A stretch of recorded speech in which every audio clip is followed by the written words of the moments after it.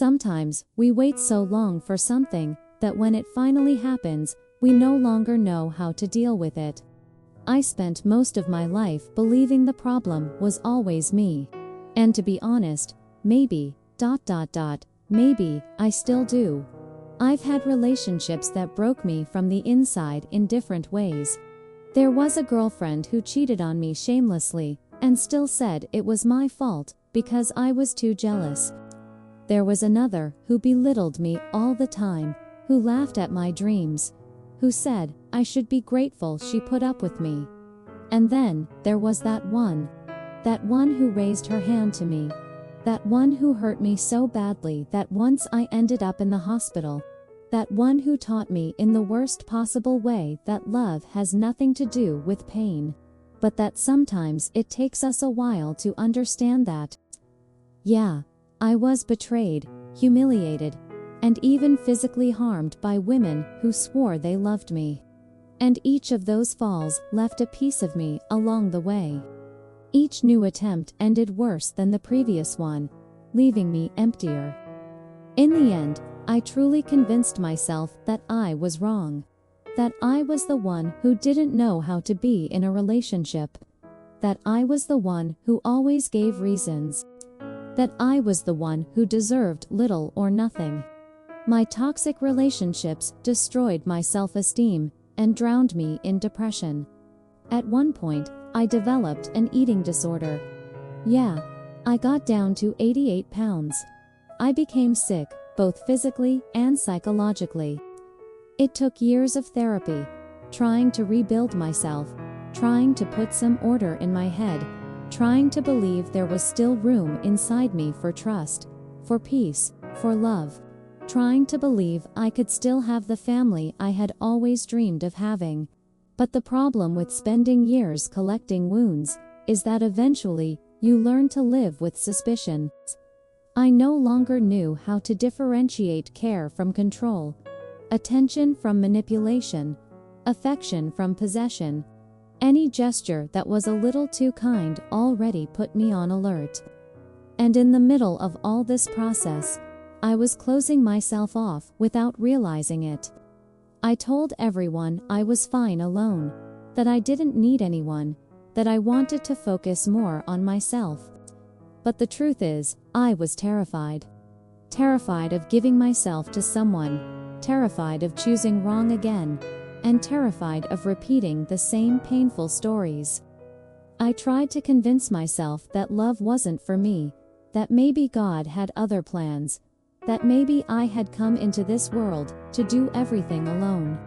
But at the same time, there was a part of me, that more stubborn and dreamy part, that still believed that somewhere out there was someone who wouldn't hurt me. And it was precisely when I no longer expected anything that Carolina appeared out of nowhere. Literally, without making an effort, without trying to impress, without those ready-made phrases I already knew by heart. She just showed up like someone who wants nothing and started treating me well. Treating me in a way I no longer even knew how to react to. You know when you look at someone and think, my God, what is this? Where were women like this when I needed them? Well, that was exactly the feeling I had.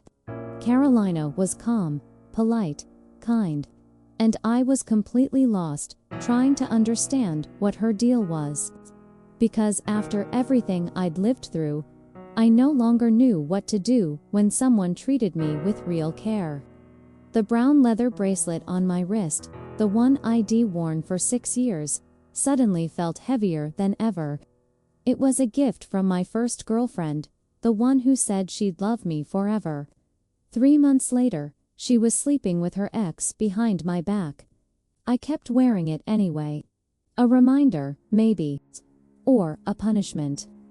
Carolina noticed it the first time we met at that LGBT community coffee shop downtown.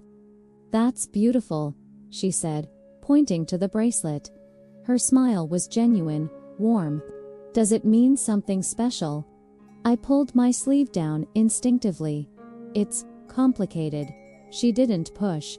She just nodded and changed the subject. asking about my favorite coffee instead. That's when I should have known something was different about her. But I didn't trust different anymore. Before I continue with this story that shook me to my core, tell me in the comments what city you're watching from. And if this story is already grabbing you, leave your like and subscribe to the channel for more stories that will make you feel, think, and question everything. Because what's coming? You won't believe it. 3 weeks after we met, Carolina asked me out properly. Not just coffee. An actual date. "You know I'm really enjoying spending time with you, right?" she said, her eyes meeting mine with an intensity that made me uncomfortable. "Yeah, me too," I managed to say, even though my chest felt tight. "So I was thinking, would you maybe want to have dinner at my place this weekend? I make a mean vegetarian lasagna. And, ... double quotes, she hesitated, biting her lower lip. "I'd really like to get to know you better. Like, really know you." My first instinct was to say no, to make up an excuse, to run. But there was something in the way she looked at me. Something that felt like ...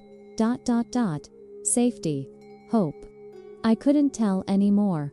I'd forgotten what those things felt like. This weekend already. I heard myself say, "Laura, it's been almost a month. I really like you. I want this to be something real." She reached across the table and gently touched my hand. "I know you've been hurt. I can see it, but I'm not them. Let me show you that." I looked down at her hand on mine. Her touch was warm, soft, nothing like the possessive grip I was used to. And that terrified me even more. "Okay," I whispered. "Saturday." Her face lit up like I'd just given her the world. "Saturday, 7 o'clock. I promise you won't regret it." But as I walked home that night, the bracelet cutting into my wrist, I couldn't shake the feeling that settled in my stomach. It wasn't butterflies. It was dread. Because the last time someone promised I wouldn't regret something, I ended up in the hospital with 3 broken ribs. And Carolina ... Carolina was too perfect, too kind, too patient. And I'd learned the hard way that nothing that looks too good to be true ever is. What I didn't know then was that I was right to be afraid. Just not for the reasons I thought. I wasn't always like this. There was a time when I believed in love the way kids believe in fairy tales, completely, without question, without fear. I was 17 when I first realized I was attracted to women. It wasn't a dramatic revelation or a crisis. It was more like ... recognition. Like finally understanding a language I'd been hearing my whole life but never quite grasped. My parents took it well. Better than well, actually. My mom cried happy tears and said she'd always known. My dad just hugged me and said, "As long as you're happy, Mia." I grew up in a small apartment in the south side of the city, where the smell of my mom's cooking always filled the hallways and neighbors knew everyone's business. It was cramped but warm, safe. I had dreams back then, big ones. I wanted to study psychology, open my own practice, help people heal from trauma. The irony isn't lost on me now. I kept journals, dozens of them, filled with my thoughts, my fears, my hopes. I'd write every night before bed, the pen scratching against paper, the only sound in my tiny room. That brown leather bracelet appeared in those pages long before it appeared on my wrist. Met someone today. I wrote on March 3, 2018, a rainy Thursday that smelled like wet asphalt and new beginnings. Her name is Daniela. She has this way of looking at me that makes me feel seen. Really seen. Daniela was my first everything. First girlfriend, first kiss. First time saying I love you and meaning it with every cell in my body. She was the one who gave me the bracelet, so you'll always remember, she said. fastening it around my wrist in her bedroom while her parents were at work. That you're mine, and I'm yours, forever. I believed her. God, I believed her so completely. For 3 months, I floated through life like I was walking on air. I'd catch myself smiling at nothing. I'd text her good morning before my eyes were fully open. I'd fall asleep with my phone pressed to my chest, our last conversation still glowing on the screen. My best friend Sophia would roll her eyes at me. "You're disgusting," she'd say, but she was grinning. Disgustingly happy. I was happy. Deliriously, stupidly happy. I should have known it wouldn't last. Nothing good ever does, right? The first crack appeared on a Saturday night. We were supposed to go to the Pride Parade together. Our first one as a couple. I'd bought us matching rainbow flags. I was so excited, I could barely sleep the night before. But when I got to her place at 9 a.m. sharp, her mother answered the door. "Daniela left early," she said, not meeting my eyes. "She said she'd meet you there." Something felt wrong. Her mother's voice was tight, uncomfortable. But I pushed the feeling down and headed to the parade alone. I searched for her for 2 hours, called her 12 times, sent 15 messages. Nothing. At 2 p.m., I finally found her. She was with a group of people I'd never seen before, laughing, her arm around someone's waist, a girl with short blonde hair and a leather jacket. When she saw me, her face went pale. "Laura, I didn't think you'd actually come. You didn't think I'd come to our first Pride together." She pulled me aside, away from the group. The blonde girl watched us, a small smile playing on her lips. "Look, I'm sorry. Camila invited me last minute and I don't know. I forgot to tell you." "Camila." I looked back at the blonde. "Who's Camila?" "A friend, just a friend." But the way she said it made my stomach drop. I went home that day with mascara running down my face, still clutching the 2 rainbow flags I'd bought for us. Sophia found me on my bedroom floor at 7 p.m., still in the same position. "She cheated on you, didn't she?" Sophia said quietly, sitting down next to me. I couldn't answer. I just cried harder. 2 days later, I found out Camila wasn't just a friend. She was Daniela's ex-girlfriend. And they'd been sleeping together for the past month. "It's your fault," Daniela said when I confronted her, her voice cold in a way I'd never heard before. "You're too clingy, too needy, too much. Camila doesn't suffocate me the way you do." I should have taken off the bracelet then, but I didn't. Instead, I wore it like a scar. A reminder of my first lesson. That love was something that could be taken away at any moment. That forever was just a pretty lie people told. I threw away all my journals from that year. Burned them in the metal trash can in our building's courtyard while Sophia stood next to me, her hand on my shoulder. "You're going to be okay," she promised me. "This isn't the end." But looking back now, maybe it was. Maybe that was the moment I started breaking. Really breaking. Because after Daniela came Marina. And after Marina came Valentina. And after Valentina came Isabel. Each one worse than the last. Each one taking pieces of me I would never get back. I was 19, 20, 21. Years that should have been about discovering myself, about growth, about joy. Instead, they became about survival. About learning that my instincts were wrong. That my judgment was flawed. That I was fundamentally incapable of choosing someone who would treat me right. The journals stayed burned. I stopped writing entirely. What was the point of recording pain? By the time I turned 25, I'd been through 4 relationships that left me hollow. 4 women who promised me the world and delivered nothing but ash. And then came the worst one. The one that nearly killed me. But I'm getting ahead of myself.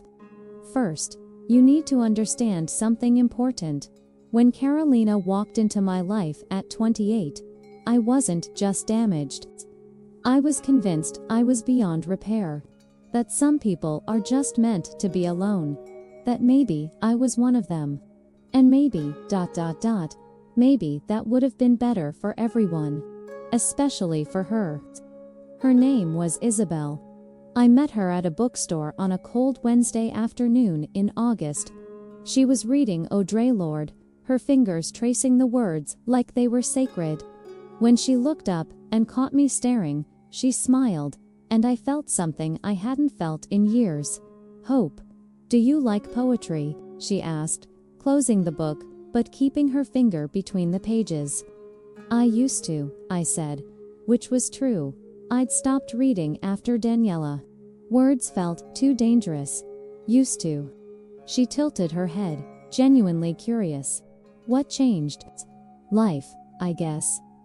She laughed, a deep, rich sound that filled the space between us. Well, maybe life is trying to bring you back. I'm Isabel, Laura. We talked for 3 hours in that bookstore, about books, about life, about being queer, in a world that still didn't quite know what to do with us. She was 32, 4 years older than me. She worked as a graphic designer. She lived alone in a loft downtown with exposed brick walls and plants everywhere. She seemed, stable, mature, safe. I should have known better. For the first 2 months, Isabel was everything I'd been looking for. She was attentive, but not clingy. She gave me space, but made me feel wanted. She introduced me to her friends, a tight-knit group of queer women who welcomed me with open arms. "You're good for her," one of them whispered to me at a dinner party. "We haven't seen her this happy in a long time." That should have been my second warning. The first was how quickly everything moved. 3 weeks in, she asked me to move in with her. "It's too soon," Sophia said when I told her. We were having coffee at our usual spot, and she had that look on her face. The one that said she was trying not to judge, but absolutely was. "Laura, you barely know her." "I know enough," I said defensively. "She's different." "She's there, always different," Sophia interrupted. "Until they're not." But I didn't listen. I never did. I moved into Isabel's loft on September 15, 2019. A Saturday that smelled like fresh paint and new possibilities. She'd cleared out half her closet for me, made space in her bathroom, bought my favorite coffee creamer. "Welcome home," she said, kissing me in the doorway while I held a box of my clothes. For 3 weeks, it was perfect. Then the cracks started showing. It began with small things. Comments that felt like jokes, but landed like jabs. "You're wearing that," she'd say, looking me up and down before we went out. "What's wrong with it?" "Nothing. I just thought you'd want to look, nicer. For me." Or, "You're so sensitive, Laura." I was just kidding. "Why do you always take everything so seriously?" Or, "Your friend Sophia called again. You know, you spend a lot of time talking to her. Makes me wonder what you two talk about." The thing about manipulation is that it doesn't announce itself. It doesn't walk in wearing a sign that says "I'm going to break you." It creeps in slowly, disguised as concern, as jokes, as love. By month 4, I was walking on eggshells in my own home. I stopped wearing certain clothes. Stopped seeing Sophia as much. Started checking my phone anxiously every time Isabel was in a bad mood, trying to figure out what I'd done wrong this time. "You're changing," Sophia said during one of our increasingly rare coffee dates, "and not in a good way." "I'm just trying to be better," I said, not meeting her eyes. "Better, Laura. You were fine before. Better than fine. You were healing. You don't understand." "Then help me understand." Because from where I'm sitting, This looks exactly like, don't. My voice came out sharper than I intended. Don't compare her to them. Isabel loves me. Sophia just looked at me with those sad, knowing eyes. Does she? The first time Isabel raised her voice at me was over something stupid. I'd forgotten to pick up milk on my way home from work. How hard is it to remember one thing? She shouted, slamming the refrigerator door so hard the bottles inside rattled. I ask you to do one simple thing, and you can't even do that. I flinched. Actually physically flinched. I'm sorry, I whispered.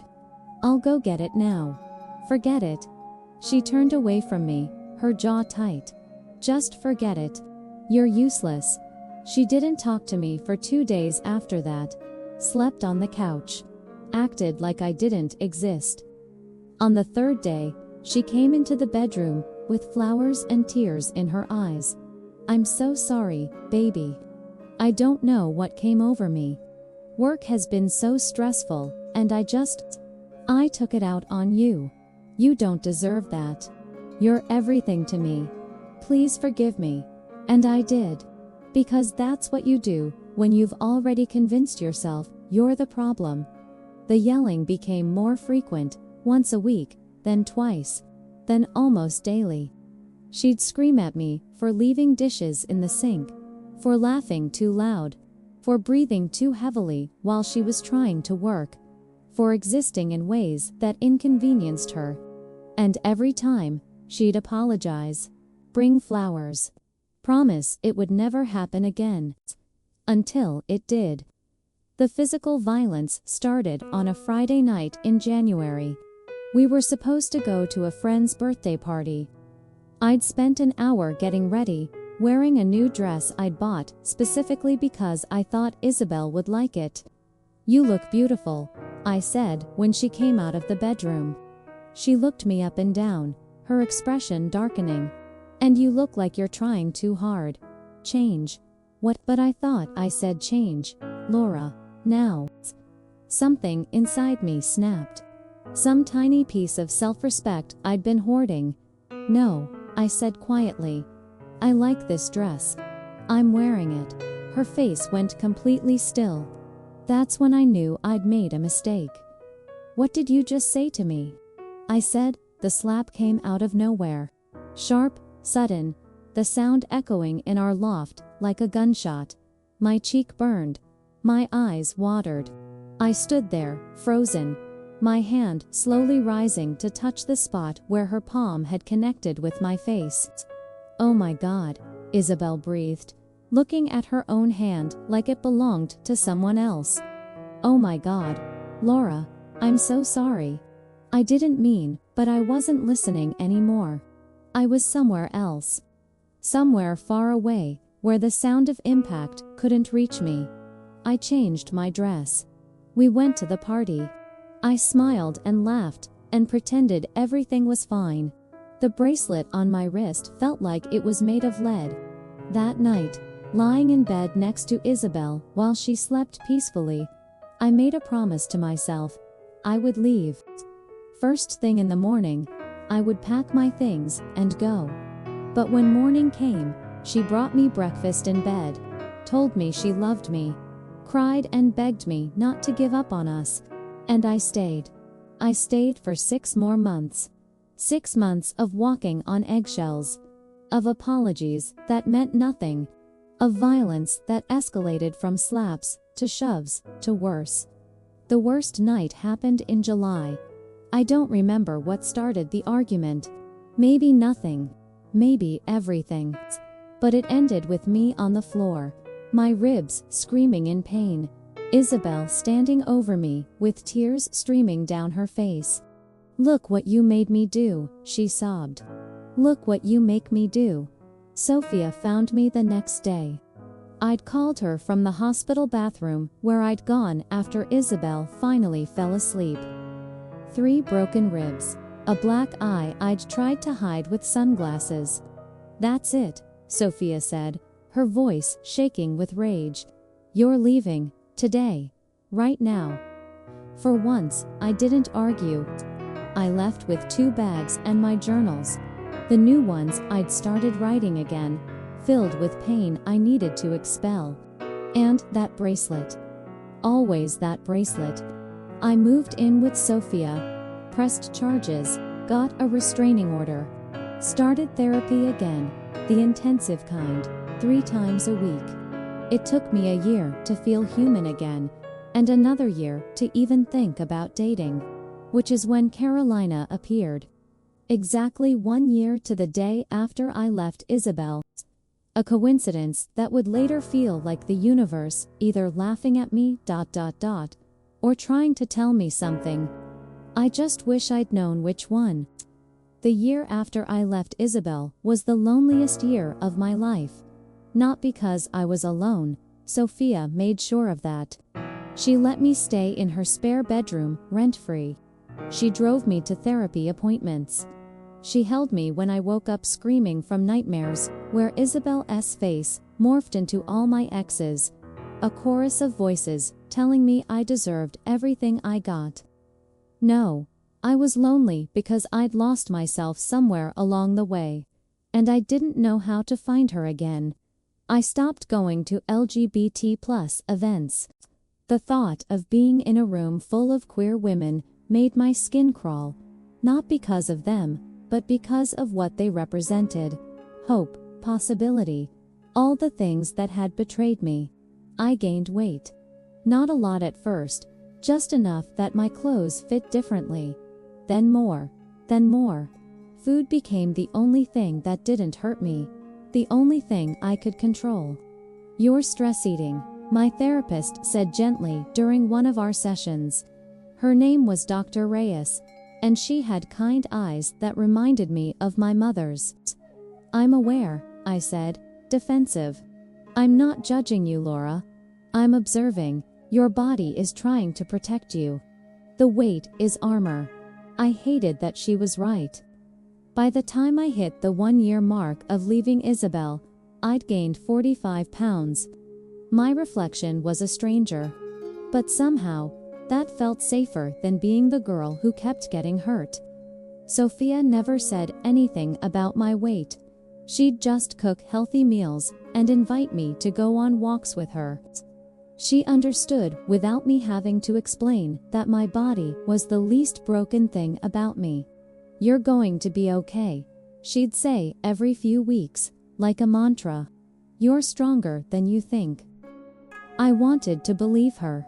On July 23, 2021, exactly 1 year after I'd left Isabel, Sophia dragged me to a community art workshop for LGBT+ women.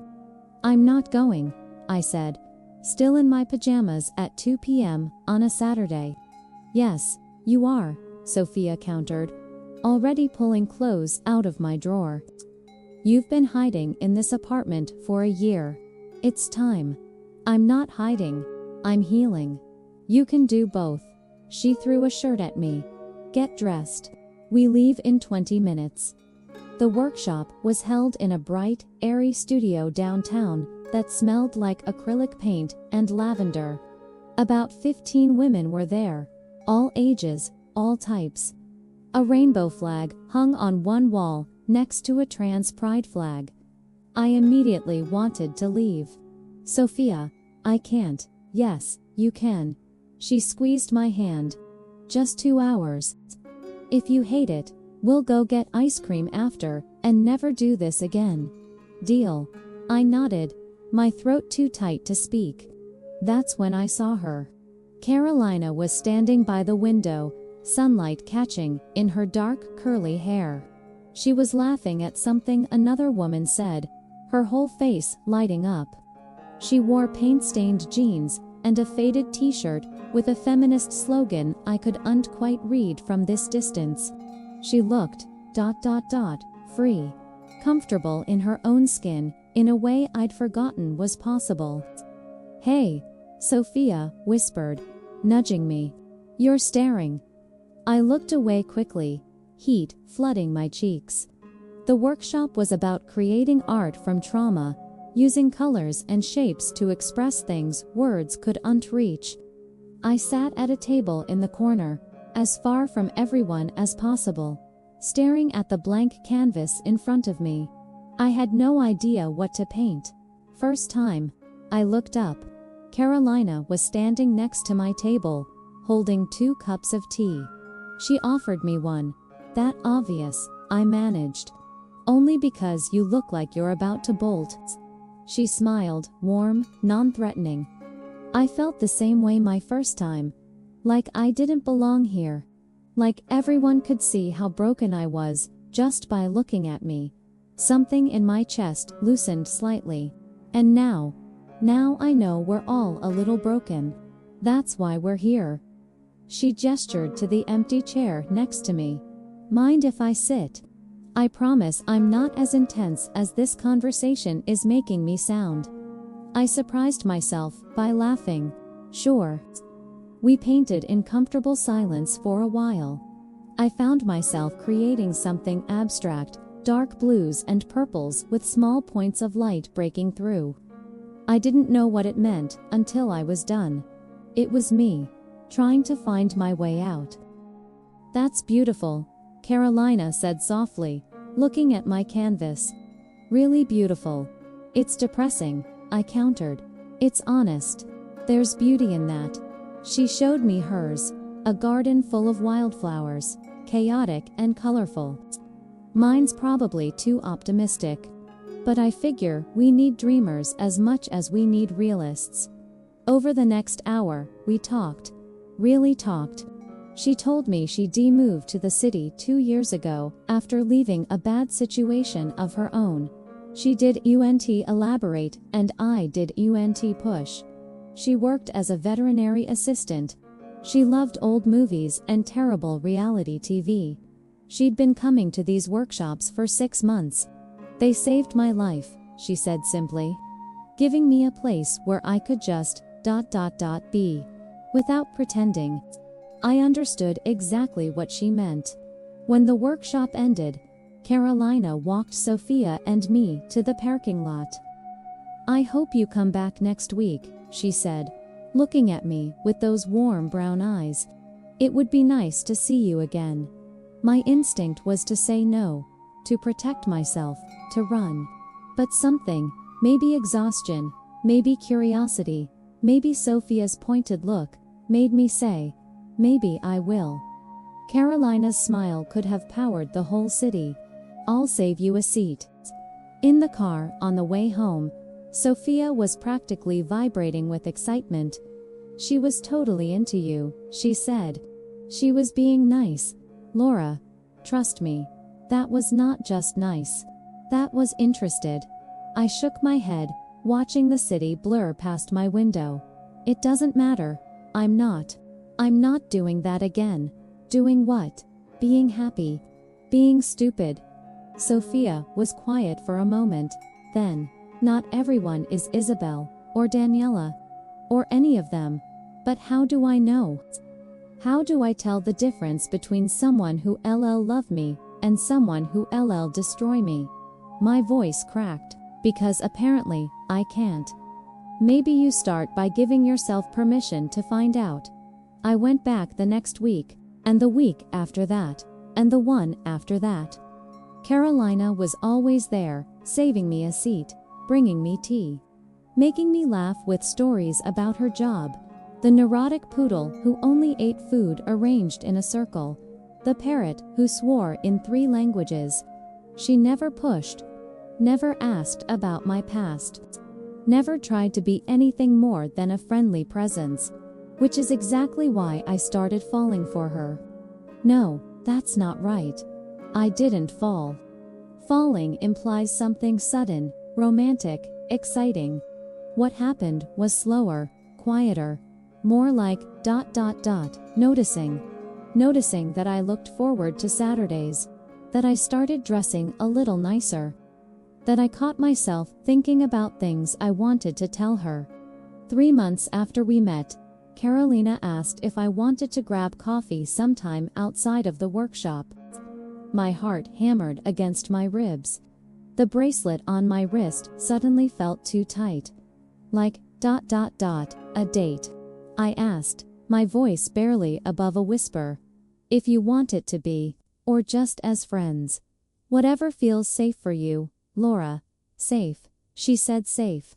Nobody had ever asked what felt safe for me before. Okay, I heard myself say. Coffee, as friends. For now works for me. She squeezed my hand, gentle, brief, respectful. No pressure, no expectations. Just us. That night, I wrote in my journal for the first time in months. Met someone today. Her name is Carolina. She makes me want to try again. And that terrifies me more than anything. I should have paid attention to that terror. Because what I didn't know, what I couldn't have known, was that Carolina had her own demons, her own secrets, her own reasons for being so perfect, so patient, so understanding. And when I finally discovered the truth, it would shatter everything I thought I knew about her. About us. About whether I could ever trust my own judgment again. But that revelation was still months away. For now, I let myself have coffee with a woman who smiled at me like I was worth knowing, and tried to ignore the voice in my head that whispered, "This is how it always starts." Our first official date was at a small cafe near the river, the kind with mismatched furniture and local art on the walls. It was a Wednesday afternoon in November, and the air had that crisp quality that made everything feel sharper, more real. Carolina was already there when I arrived, sitting by the window with 2 cappuccinos on the table. "I remembered you like extra foam," she said as I sat down, pushing 1 cup toward me.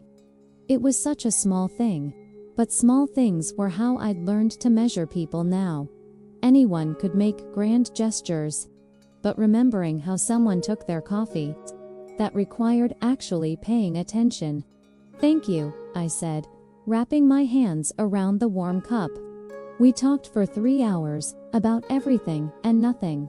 She told me about growing up in a small town where being gay meant being invisible, about moving to the city and finally feeling like she could breathe, about her dream of opening her own animal sanctuary someday. "What about you?" she asked. "What's your dream? The thing you want so badly it scares you?" I hesitated, the bracelet suddenly heavy on my wrist. I used to want to be a therapist, help people heal from trauma. Used to, yeah. Turns out, I can't even heal myself, so. I laughed, but it came out bitter. Carolina's expression softened. "Healing isn't linear, Laura. And just because you're still working through your own stuff doesn't mean you couldn't help others. Sometimes the best healers are the ones who've been broken." Something about the way she said it made me look at her more closely. "You sound like you're speaking from experience." She took a sip of her coffee, her eyes distant. "We've all got scars. Some are just more visible than others." I wanted to ask more, to push past that careful answer, but I recognized the deflection. I used it myself often enough. Over the next 2 months, we fell into a rhythm. Coffee dates twice a week, long walks by the river, movie nights where we'd argue good-naturedly about whether the ending was hopeful or tragic. Carolina was everything I'd been told didn't exist. Patient, kind, consistent. She never raised her voice, never made me feel small, never pushed for more than I was ready to give. "I really like you," she said one night, as we sat on a bench watching the sunset paint the sky in shades of orange and pink. "I want you to know that. But I also want you to know there's no rush. We go at your pace. Always." I looked at her, really looked at her, at the gentleness in her eyes, at the way she held herself like she was afraid of taking up too much space. "Why are you so patient with me?" I asked quietly. "Because you're worth the wait." She reached over and tucked a strand of hair behind my ear. "And because I know what it's like to be afraid." "Afraid of what?" She was quiet for a long moment. Then, "Of being hurt again," of choosing wrong, of ... double quotes, she trailed off, her jaw tightening, of becoming the thing you're most afraid of. There was something in her voice, something dark and painful that I recognized because I felt it too. Carolina, we should get going, she said, standing up abruptly. It's getting cold. The moment passed, but it left behind a question I couldn't quite articulate. By month 3, I started spending weekends at Carolina's apartment, a cozy one-bedroom, filled with plants and photographs of animals she'd helped rescue. Everything about her space felt safe, warm, lived in. Everything except one locked drawer in her desk. I noticed it the first time I was there, when I was looking for a pen to write down a restaurant recommendation. All the other drawers opened easily, but that one didn't budge. "Oh, that's just old work stuff," Carolina said when she caught me trying it. Her voice was light, but something flickered across her face. "Boring paperwork. You know how it is." I did know. I had my own locked drawers, metaphorical ones, full of things I didn't want anyone to see, so I didn't push. But I noticed that whenever we were at her place, she was careful to keep herself between me and that desk, like she was protecting something, or protecting me from something. It was Sophia who first voiced the concern I'd been trying to ignore. We were having lunch at our favorite Thai place, and I was telling her about Carolina's idea to take me to a weekend cabin retreat. "That sounds nice," Sophia said carefully. "How long have you two been together now?" 4 months. Almost 5, actually. "And you're happy?" "I am, and I meant it. For the first time in years, I felt like maybe I could do this. Maybe I could be with someone without everything falling apart." Sophia stabbed at her pad thai. "So why do you look so worried?" "I don't, Laura. I've known you since we were 15. Don't lie to me." I sighed, putting down my fork. "It's stupid. Tell me anyway." "She's perfect. Like actually perfect. She never gets angry, never loses her patience, never even seems annoyed. It's like she's performing being the ideal girlfriend." I shook my head. "Which is crazy, right? I'm complaining that someone treats me well." "No," Sophia said slowly. "You're saying something feels off. And your instincts are usually right, even if you don't trust them anymore. But what if they're not? What if I'm just so broken that I can't recognize healthy anymore? What if..." Or Sophia interrupted. "What if there's something she's not telling you? People who are that controlled, that careful, they're usually hiding something." Her words echoed in my mind for days. I started paying closer attention, not looking for problems. Exactly. Just observing. And once I started looking, I saw the cracks. The way Carolina's hands would shake slightly when anyone raised their voice near us, even in normal conversation. The way she checked her phone obsessively, her face going pale when certain numbers called. The way she'd flinch, just barely, but I saw it when I'd move too quickly near her. The locked drawer that she'd glance at sometimes when she thought I wasn't watching. Something like fear crossing her face. One night in early December, her phone rang at 2 a.m. We were sleeping at her place, and the sound jolted us both awake. She grabbed it immediately, her whole body going rigid when she saw the screen. "I need to take this," she whispered, already getting out of bed. "I'll be right back." She went into the bathroom and closed the door. But the walls were thin, and I could hear fragments of her conversation.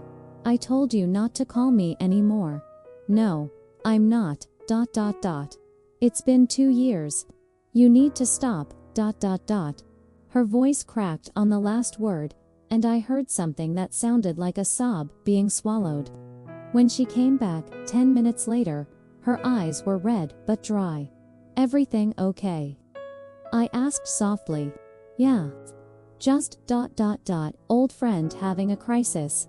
She climbed back into bed, but she was stiff, distant. Sorry for waking you. She didn't sound sorry. She sounded terrified. I wanted to ask more. To push past the walls she'd built. But I'd built my own walls for a reason. Sometimes, people needed their secrets to survive. So I just held her while she pretended to fall back asleep. But I couldn't stop thinking about that phone call. About the locked drawer. About the way she was always so careful, so controlled, so perfect.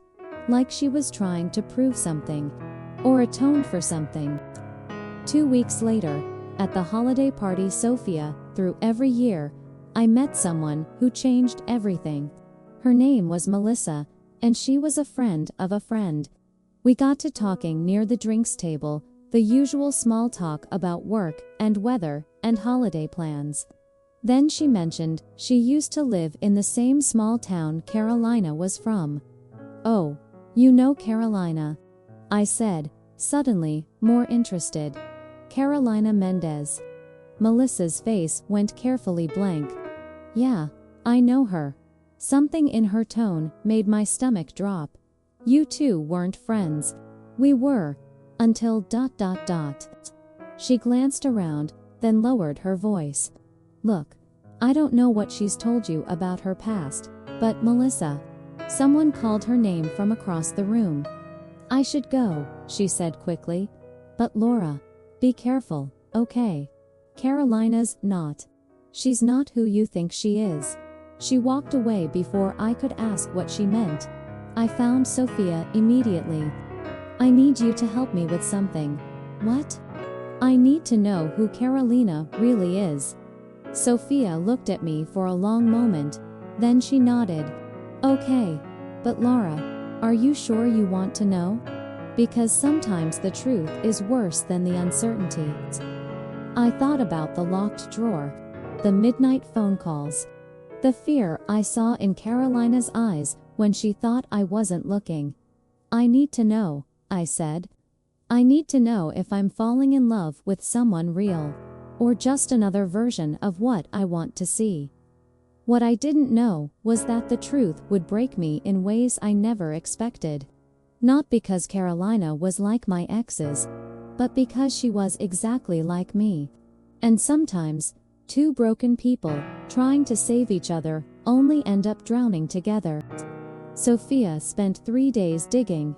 She had a cousin who worked in social services. A friend who knew someone from Carolina's hometown. And Sophia herself was relentless when she wanted answers. I spent those 3 days pretending everything was normal. Going on dates with Carolina. Laughing at her jokes. Kissing her goodnight. All while wondering who I was actually kissing. The not knowing was eating me alive. I'd wake up at 3 a.m., staring at the ceiling, my mind racing through possibilities. Was Carolina married? Did she have a criminal record? Was she running from something or someone? Every time my phone buzzed, my heart would jump, thinking it was Sophia with answers. On the 4th day, she finally called. Can you come over? Her voice was tight. Like now, what did you find? Not over the phone. Just ... Come over please. 20 minutes later, I was sitting on Sophia's couch, while she paced back and forth, a folder clutched in her hands. Before I show you this, she said, I need you to understand something. What I found ... It's not what I expected. And it's going to change how you see her. Just tell me, Sophia. She sat down next to me and opened the folder. Inside were printed articles, police reports, and what looked like court documents. Carolina's real name is Carolina Mendez Rivera, Sophia began. 5 years ago, she was in a relationship with a woman named Andrea Vega.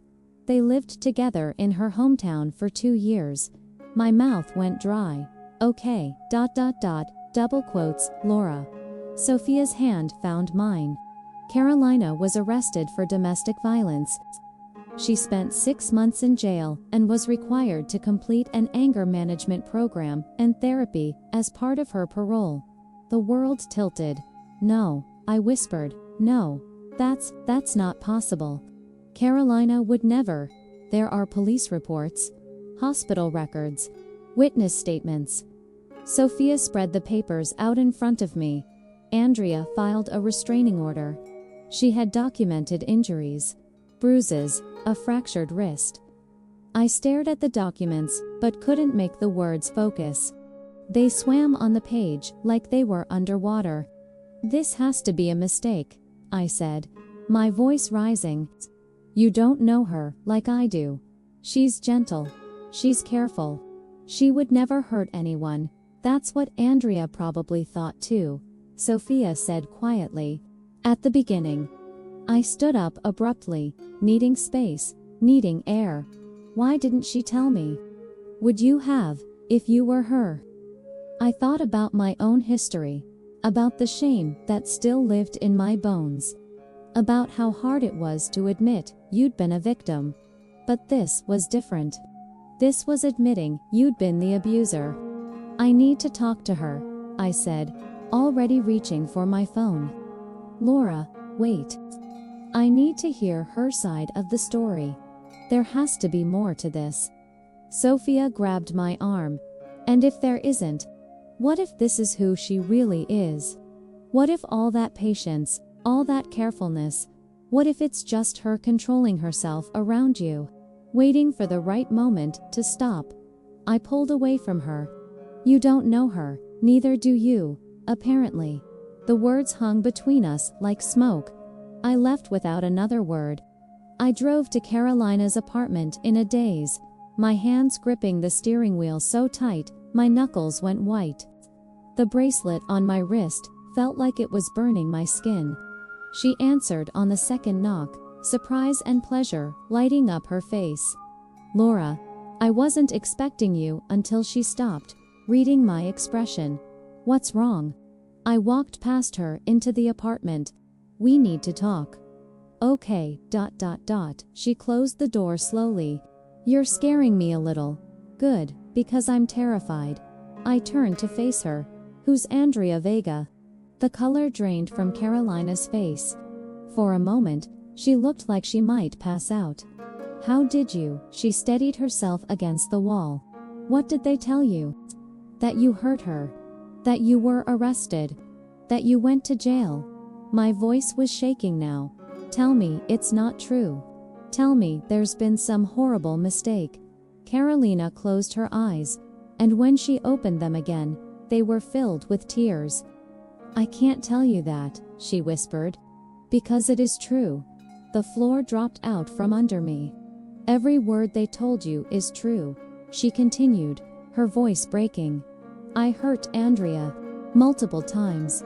I was controlling, jealous, violent. I became the thing I swore I'd never be. No, yes.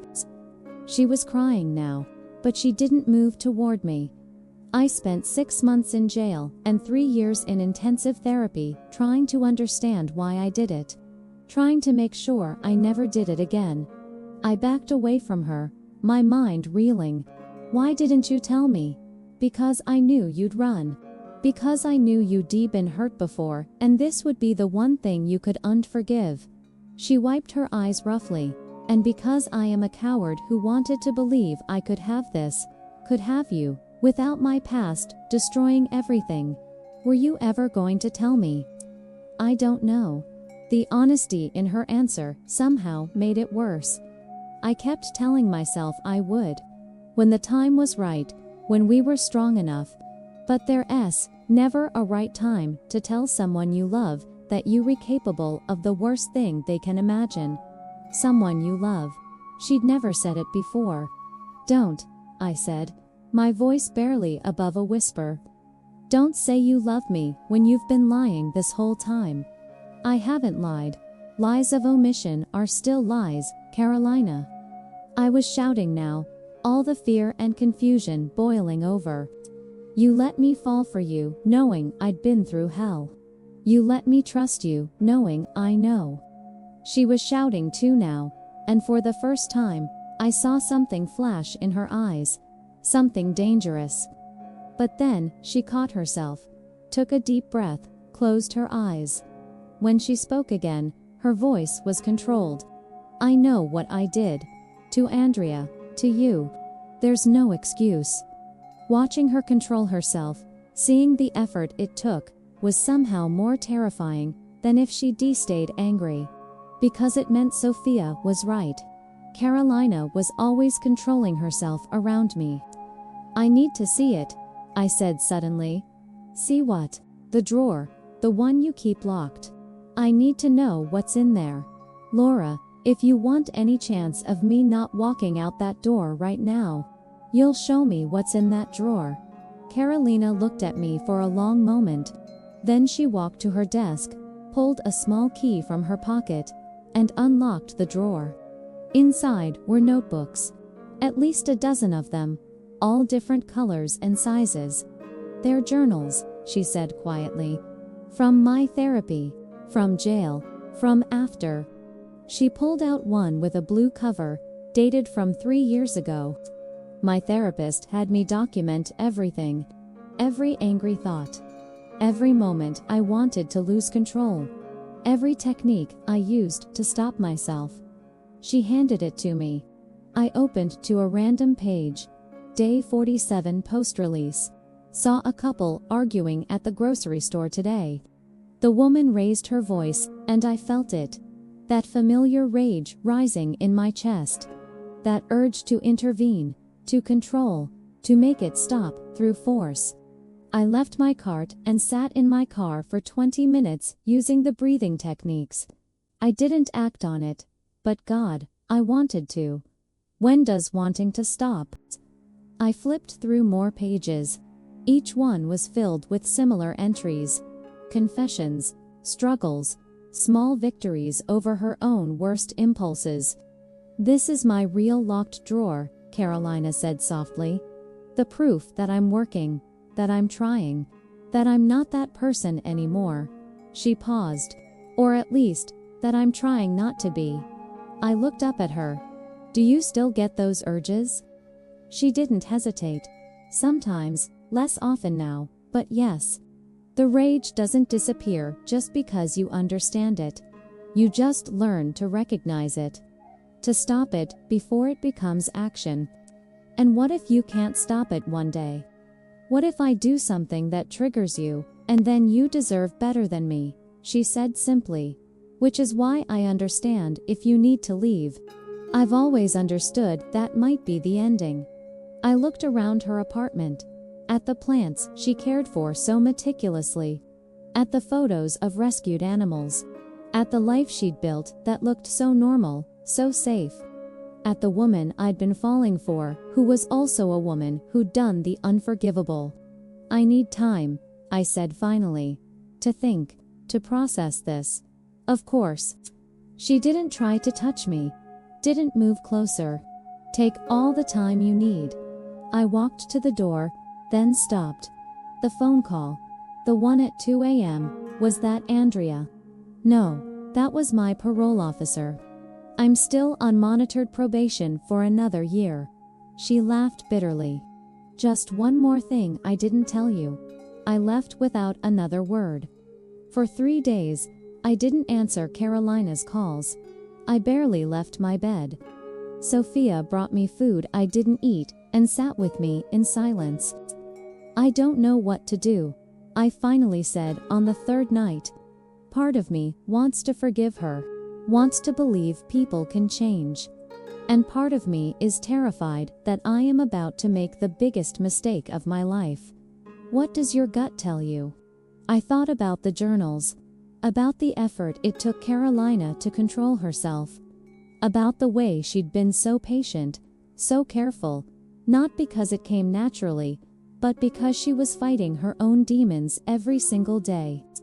My gut tells me she's been honest about everything else. She's never love-bombed me, never tried to isolate me from you, never shown warning signs. I looked at Sophia.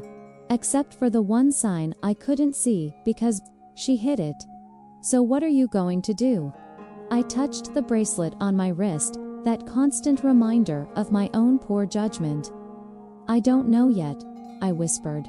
But I'm terrified that whatever I choose, it's going to destroy me. What I didn't know was that my decision wouldn't matter. Because in 2 weeks, something would happen that would force my hand. Something that would prove either that Carolina had really changed, or that she'd been a ticking time bomb all along. I finally agreed to see Carolina again, after a week of silence. Not because I'd made a decision, but because I owed her, and myself, a real conversation. Not one fueled by shock and betrayal, but one where I could actually listen. We met at a neutral place, a quiet park near the river where we had some of our best talks. It was a gray Saturday afternoon in late December, the kind of day where the cold seeps into your bones and stays there. Carolina was already there when I arrived, sitting on our usual bench. She looked smaller somehow, tired, like she hadn't slept in days. "Thank you for coming," she said as I sat down, careful to leave space between us. "I almost didn't." "I know." She stared at her hands.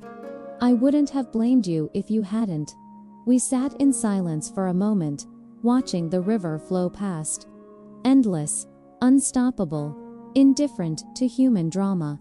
"I need you to tell me everything," I said finally. "Not the sanitized version. The real story. What you did to Andrea. Why you did it. All of it." Carolina took a shaky breath. "Okay," and she told me. She told me about meeting Andrea when she was 25, young, angry, still carrying wounds from her own abusive childhood. About how their relationship started, beautiful, and slowly curdled into something toxic. "I was jealous," Carolina said, her voice flat, factual. "Obsessively jealous. If Andrea talked to another woman, if she came home late, if she didn't text me back immediately, I'd lose it. I'd scream at her, accuse her of cheating, make her show me her phone, her emails, everything." I recognized the pattern. I'd lived it from the other side. "The first time I pushed her was 6 months in," Carolina continued. "She was trying to leave during an argument, and I grabbed her arm too hard, left bruises. I apologized, cried, promised it would never happen again." She laughed bitterly. "Classic, right? Textbook abuser behavior. Why didn't she leave then? Same reason you didn't leave Isabel immediately. Same reason anyone stays. She loved me. She believed I could change. She thought she could fix me." Carolina finally looked at me, her eyes hollow, and I let her believe it while making everything worse.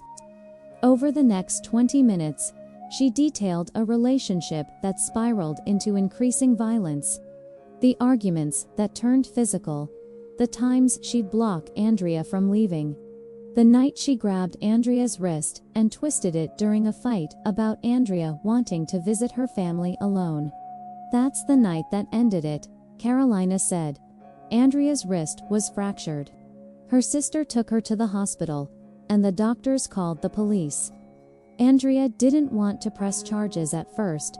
She was protecting me even then. But her family pushed her to do it. And they were right too."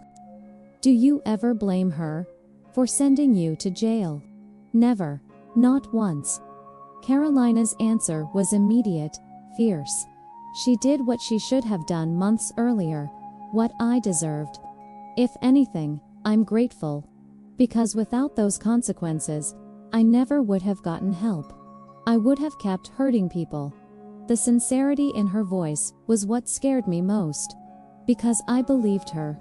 And believing her meant accepting that the woman I'd been falling for was capable of the exact things that had been done to me. "Have you ever tried to contact her, Andrea?" "No. It's part of my restraining order. I can't contact her for 10 years. Even after that expires, I won't. She deserves peace. She deserves to never think about me again." Does she know about me? Carolina shook her head. No one from my past knows. I moved here to start over. To build a life where I could be the person I'm trying to become, not the person I was. And what about me?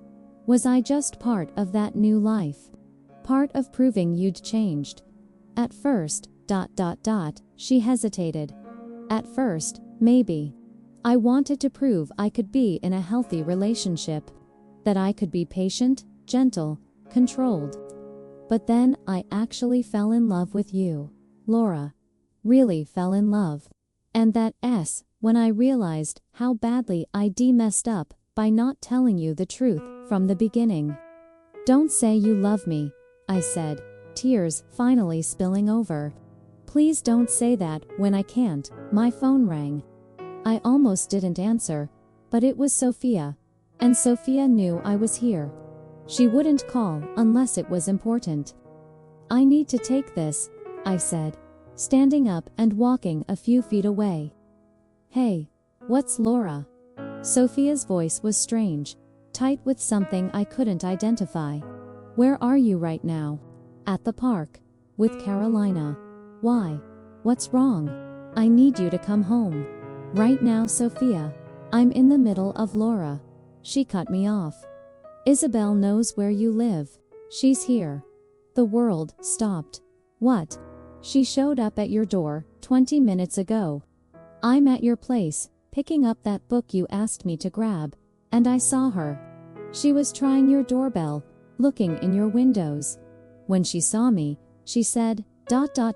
double quotes. Sophia's voice dropped to a whisper. She said, she knows you're seeing someone new, and she wants to meet her. Ice flooded my veins. Did she see you? Yes. I told her you weren't home, that I didn't know when you'd be back. She didn't believe me. She's sitting in a car across the street. Laura. She's waiting. I turned to look at Carolina, who was watching me with concern. I'm calling the police, I said, my voice shaking.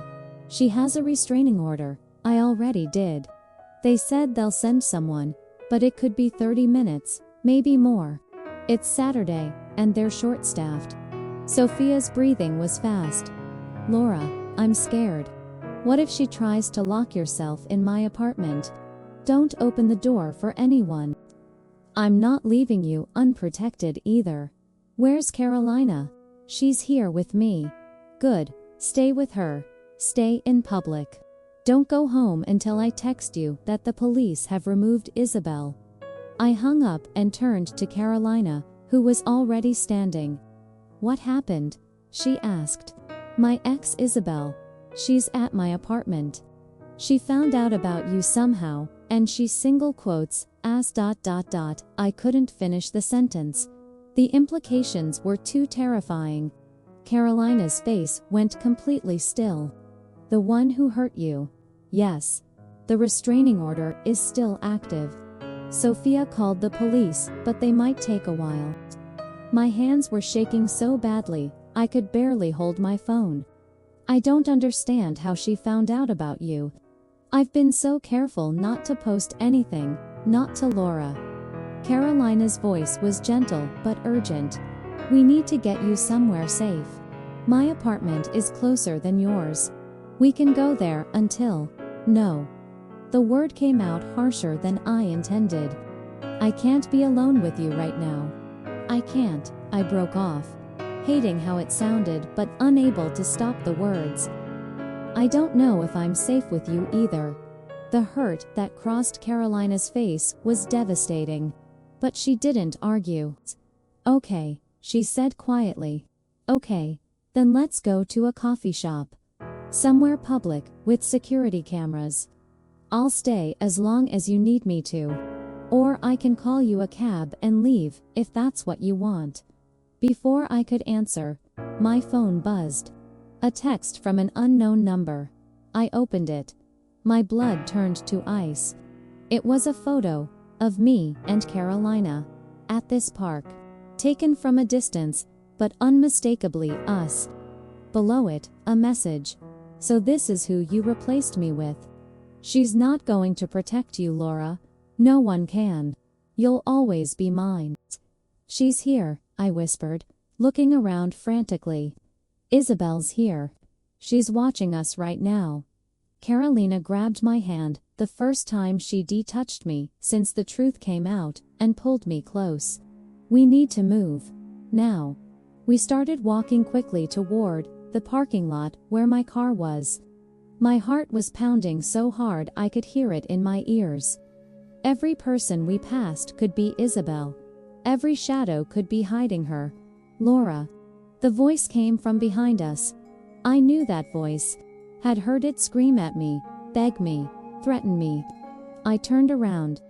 Isabel was standing 30 feet away, her hair longer than I remembered, her face gaunt. She looked like she hadn't slept in weeks. She looked unstable. Don't run from me, Isabel said, starting to walk toward us. I just want to talk. You have a restraining order, Carolina said, stepping slightly in front of me. You need to leave. Isabel's eyes locked onto Carolina, and something dark flickered in them. And who are you? The new model, the upgrade. She laughed, a sound that made my skin crawl. Did she tell you how broken she is, how needy, how she ruins everything she touches? Stop, I managed to say, but my voice was barely audible. I loved you, Isabel continued, still walking toward us. I gave you everything. And you sent me to court-mandated therapy like I was some kind of monster. You are a monster, Carolina said, her voice hard in a way I'd never heard before. You put her in the hospital. You terrorized her. And now you're violating a restraining order. The police are already on their way. Shut up, Isabel snapped. You don't know anything about us. About what we had. She was 15 feet away now. Close enough that I could see her hands clenched into fists. Close enough that I could see she was beyond reason. We need to go, I whispered to Carolina. Now. But before we could move, Isabel lunged forward, and Carolina moved. In one fluid motion, she stepped between us, her body a wall protecting me. Her hands came up, not to strike, but to block. Defensive, controlled. Don't, Carolina said, her voice deadly calm. Don't make me do something we'll both regret. And in that moment, watching Carolina hold herself back, seeing the effort it took for her not to respond with violence, even though every instinct probably screamed at her to defend us, I saw who she really was. Not the woman who hurt Andrea. Not the perfect girlfriend who'd been too good to be true. But someone in between. Someone fighting her demons every single day. Someone choosing, actively, consciously choosing to be better. Get away from her, Isabel hissed. No. They stood there, locked in a standoff, while I stood, frozen behind Carolina, my mind unable to process what was happening. A woman who'd abused me. And a woman who'd abused someone else. Both of them here, both of them part of my story. And me, caught between them, finally having to decide, which kind of damage could I live with? Which kind of broken was worth saving? Which kind of love, if either was worth the risk? But I didn't get to decide. Because that's when Isabel pulled out the knife. Time moved in fragments. Isabel's hand, the glint of metal, Carolina's sharp intake of breath.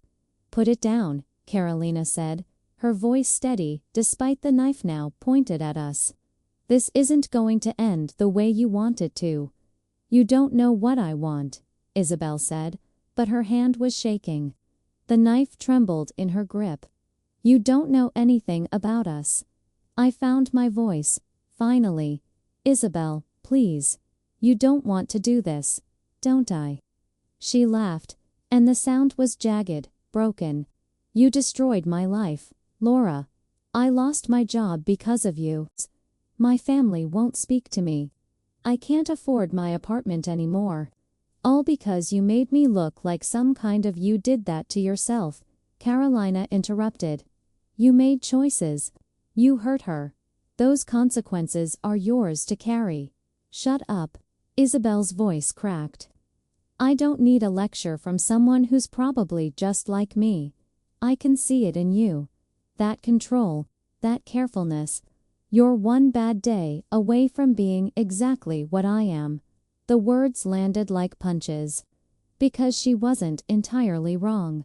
Maybe, Carolina said quietly. Maybe I am one bad day away. Maybe I'll spend the rest of my life that close to the edge. But today isn't that day. Today, I choose different. How noble, Isabel spat. Let's see how long that lasts when she disappoints you. When she doesn't answer your texts fast enough. When she looks at another woman. When I've been where you are, Carolina said, and something in her tone made Isabel pause. Standing in my own rage, convinced I was justified. Convinced the person I hurt deserved it because they'd hurt me first just by existing wrong. You don't know. I spent 6 months in jail for domestic violence, Carolina continued, her voice steady. I fractured my ex-girlfriend's wrist. I terrorized her for 2 years. I was you, Isabel. Maybe worse than you. Isabel stared at her, the knife lowering slightly. You're lying, I'm not. Ask Laura, she found out a week ago. Almost left me because of it. Carolina glanced back at me, and I saw tears in her eyes. Maybe she still will. But the difference between you and me, right now, is that I stopped. I got help. I worked every single day to become someone different. It's not that simple. It is exactly that simple, and exactly that hard, Carolina said. You put the knife down. You walk away. You get help. Or you do something you can never take back. And you become the person everyone already thinks you are. For a moment, I thought it was working. Isabel's hand dropped another inch. Her face crumpled. I loved her, she whispered. I still love her. I know, Carolina said softly. But that's not love. What you're feeling is obsession, control, fear of losing something you think belongs to you. Real love means letting go when you're the thing causing harm. Isabel looked at me then, really looked at me, and I saw something shift in her expression. Is that what you think? She asked me, that I don't really love you. My throat was tight, but I forced the words out. I think you loved the version of me you wanted me to be, not who I actually am. That's not fair. You hit me, Isabel. Multiple times. You put me in the hospital.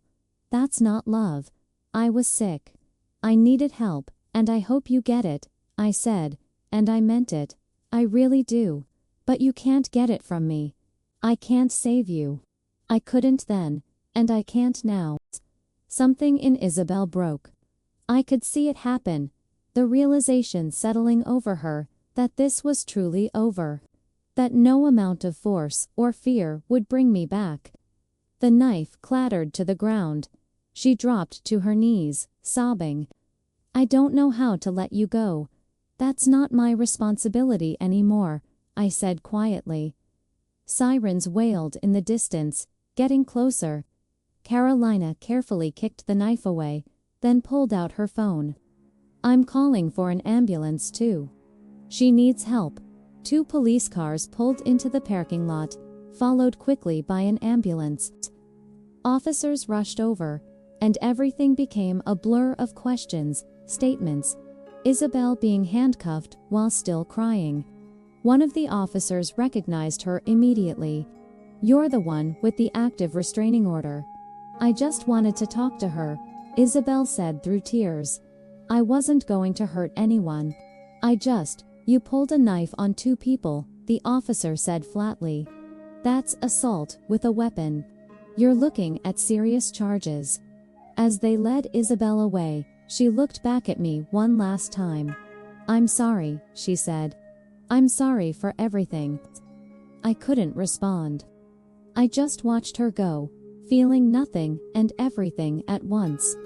When the police and ambulance finally left, it was just me and Carolina standing in the parking lot under the gray December sky. "Thank you," I said finally. "For everything. For protecting me. For not becoming what I was afraid I'd become." Carolina finished. "Laura, that's the bare minimum. That's just being a decent human being. It's more than that, and you know it." I looked at her, really looked at her. "You had every reason to lose control just then. She had a weapon. You could have justified." "No," Carolina said firmly. "I couldn't, because that's the lie I told myself before. That I was justified. That I was provoked. That it was self-defense, or protection, or any of the other excuses abusers use." She took a shaky breath. "The truth is simpler and harder. Violence is a choice. It's always a choice. And today, I chose different." We stood in silence for a moment. "I need to tell you something," Carolina said. "Something I should have told you from the beginning, but I was too scared." "What?" "The night Andrea got her restraining order.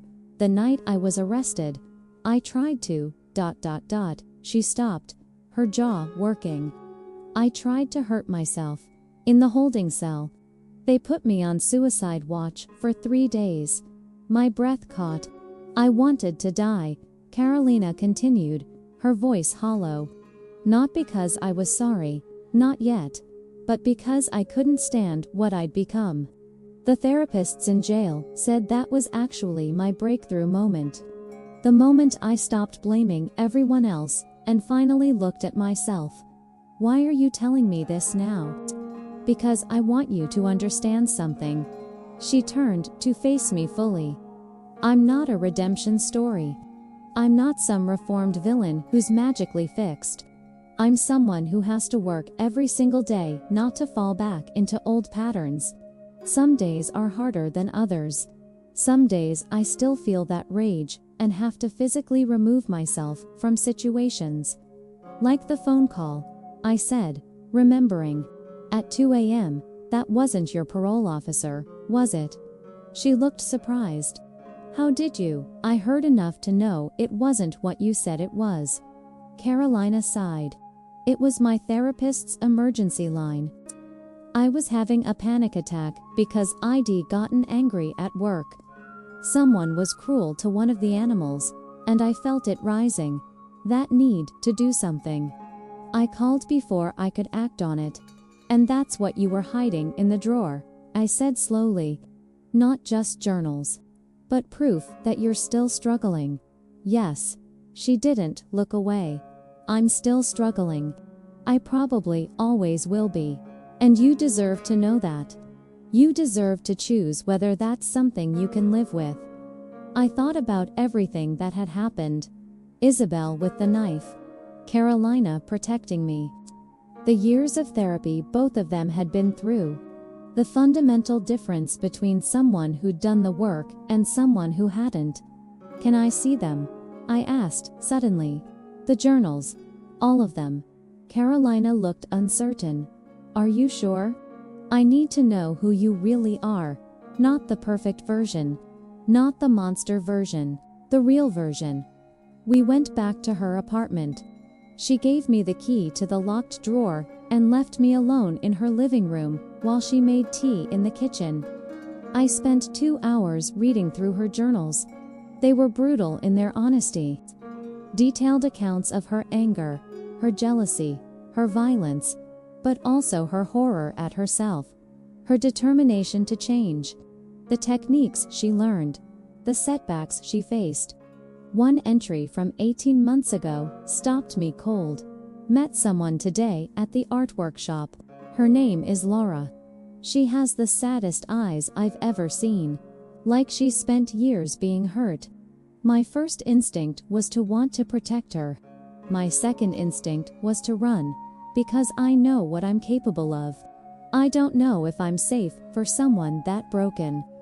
I don't know if I'm safe for anyone. But God." When she smiled, just for a second, it felt like maybe I could be eaten. Maybe that could be my purpose. becoming someone safe. Not for redemption, not to prove anything, but because someone like her deserves someone like who I'm trying to be. Even if that someone will never actually be me. Tears blurred my vision. Carolina had seen me, really seen me, from the very beginning, and instead of using my brokenness against me, like Isabel had, like all my exes had, she'd worked even harder to be better. Not for herself, for me.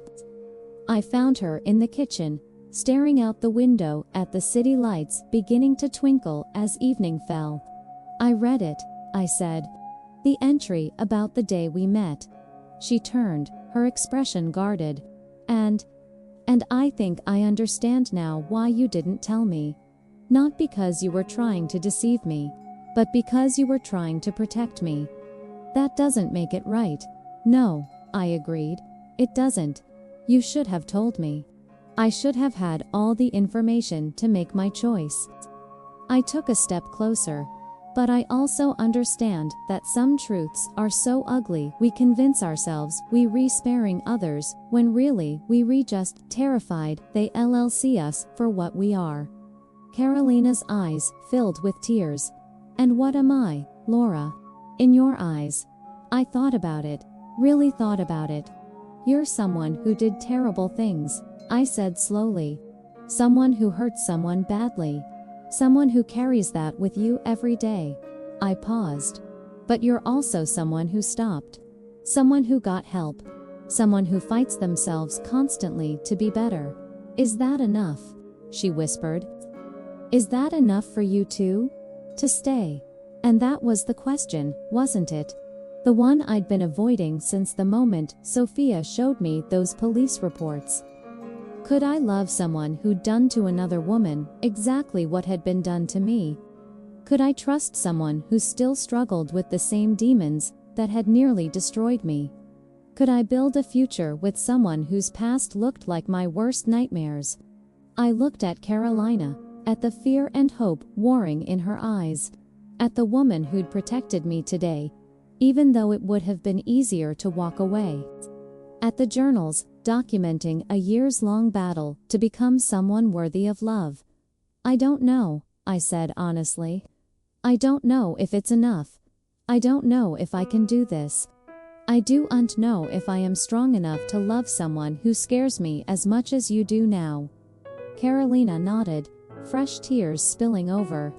I understand, but, I continued, I don't know if I can walk away either. Not without trying. Not without seeing if maybe we can both heal together. If maybe two broken people can make something whole. Laura, I have conditions, I interrupted. Non-negotiable. You continue therapy, not once a week, but twice. You let me talk to your therapist so I understand your triggers. You give me complete honesty from now on, even when it's ugly. And the absolute second I feel unsafe, I walk away. No questions, no second chances. Yes, Carolina said immediately. Yes to all of it. Whatever you need. And one more thing, I said, pulling the brown leather bracelet off my wrist for the first time in 6 years. I need to let go of the past. Really let go. And I can't do that while wearing a reminder of my first heartbreak. I dropped the bracelet in her trash can. It felt like exhaling after holding my breath for years. Carolina pulled me into a hug, gentle, asking permission with every movement. I let myself sink into it. I'm still terrified, I whispered against her shoulder. Me too, she whispered back. Every single day. And somehow, that was more comforting than any promise of perfection could have been. We stayed like that for a long time, two damaged women holding each other in the gathering darkness, both of us knowing this wasn't a happy ending. It was just a beginning. A complicated, messy, uncertain beginning. But maybe that was more honest than the fairy tale I'd been chasing my whole life. Maybe real love wasn't about finding someone perfect. Maybe it was about finding someone who fought to be better. Even when, especially when, that fight was against themselves. The weeks following Isabel's arrest were strange. Not dramatic. Not explosive. Just ... strange. Isabel was charged with assault with a weapon, stalking, and violating a restraining order. Her bail was set high enough that she couldn't make it. Sophia kept me updated through her cousin, who worked in the courthouse. Isabel was looking at possible jail time, mandatory psychiatric evaluation, and an extended restraining order. Part of me felt relief. The nightmare was finally, definitively, over.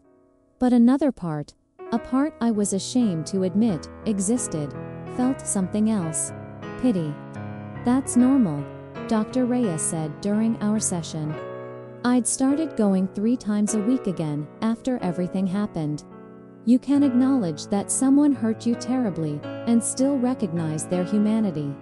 Those things aren't mutually exclusive. But I shouldn't feel bad for her, I said. She tried to. She's clearly unwell. She needs help she's not getting. You can hope she receives that help while also maintaining firm boundaries. Compassion from a distance is still valid. I thought about Carolina's journals, about how she'd gotten help in jail, about how sometimes rock bottom was the only place people could finally see clearly. Maybe Isabel needed her rock bottom too. Carolina and I were taking things slowly, deliberately, carefully, slowly. We saw each other twice a week, always in public spaces, always with an exit plan I'd established. Coffee shops, parks, the art workshop that had brought us together. She never pushed for more. She started seeing her therapist twice a week as I'd requested, and true to her word, she signed a release so I could speak with Dr. Chen, her psychologist. That conversation happened 3 weeks after the incident with Isabel. Dr. Chen was a woman in her 60s, with steel gray hair and eyes that seemed to see right through you.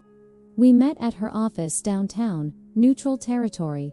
Carolina has told me she's given you permission to discuss her treatment, Dr. Chen said, settling into her chair across from me. What would you like to know? I'd prepared a list of questions on my phone. Now, sitting here, they felt simultaneously essential and invasive. Is she safe? I asked. For me to be around. That's a complicated question with a complicated answer. Dr. Chen leaned forward. Carolina has done tremendous work over the past 4 years. She's learned to identify her triggers, implement coping strategies, and remove herself from situations before they escalate. She's never had a relapse into physical violence since completing her initial treatment. But trauma responses and anger management are ongoing work, not a cure. Carolina will likely struggle with these issues for the rest of her life. Dr. Chen looked at me seriously. The question isn't whether she's fixed. No one is ever fully fixed. The question is whether she's committed to continuing the work. And whether you're prepared to be with someone who has that particular struggle. What are her triggers? Primarily, feelings of abandonment or rejection. Situations where she feels loss of control. Perceived betrayal. Dr. Chen paused. Given your history, Laura, those are things that could easily arise in your relationship. If you become close and then pull away. If your trauma responses make you seem distant or dishonest. These could trigger her anxiety, which historically has manifested as attempts to control. My stomach tightened. So being with me could actually make her worse. Or being with you could be healing for both of you. If you can communicate openly, if she continues her work, if you maintain your boundaries. Dr. Chen's expression softened. There are no guarantees in any relationship, Laura. All I can tell you is that Carolina is doing the work. She's committed to being better. Whether that's enough for you is a decision only you can make. I left that appointment more confused than when I'd arrived. That evening, I met Carolina at our usual coffee shop. She could read my mood immediately. The session with Dr. Chen didn't go well, she said. It wasn't a question. She was honest. Maybe too honest. I wrapped my hands around my latte, needing the warmth. She said my trauma responses could trigger your control issues, that we could actually be bad for each other. Carolina was quiet for a moment. She's not wrong. Doesn't that scare you? Terrifies me. She met my eyes. But Laura, everything about this terrifies me. The possibility of hurting you. The possibility of becoming that person again. The possibility of losing you. She took a breath. But I'm more terrified of not trying. Of letting fear make all my decisions. What if we try and it doesn't work? What if 6 months from now, a year from now, we're miserable and toxic and then we end it? Carolina said simply. Before it gets to where I was with Andrea. Before anyone gets hurt. We agree right now, today, that we'll be honest enough to recognize when something isn't working and brave enough to walk away. You make it sound simple. It's not simple at all. It's probably the hardest thing either of us will ever do. She reached across the table, stopping just short of touching my hand. But I think we owe it to ourselves to try. Don't you? I looked at her hand, hovering near mine. At the space she always left. The choice she always gave me. I closed the distance, lacing my fingers through hers. We try, I said. But the moment it feels wrong, we stop, she promised. No questions. No guilt. Over the next few months, we built something new. Something that looked nothing like my previous relationships. We established rules. Boundaries that felt rigid at first, but gradually became natural. If either of us felt triggered by a situation, a conversation, anything, we had to say so immediately. No pretending everything was fine. If Carolina felt her anger rising, she had to remove herself from the situation before trying to discuss it. If I felt unsafe in any way, I could leave without explanation, and we'd talk when I was ready. We had weekly check-ins where we discussed what was working and what wasn't. It felt clinical at first, like we were business partners rather than girlfriends. But gradually, it became our way of staying connected. How are you feeling about us this week? Carolina asked during one of our check-ins at her apartment. It was March now, 3 months since the incident with Isabel. Spring was tentatively arriving, bringing longer days and warmer nights. Nervous, I admitted, but also, hopeful. Is that weird? Not weird at all, she smiled. I'm feeling the same.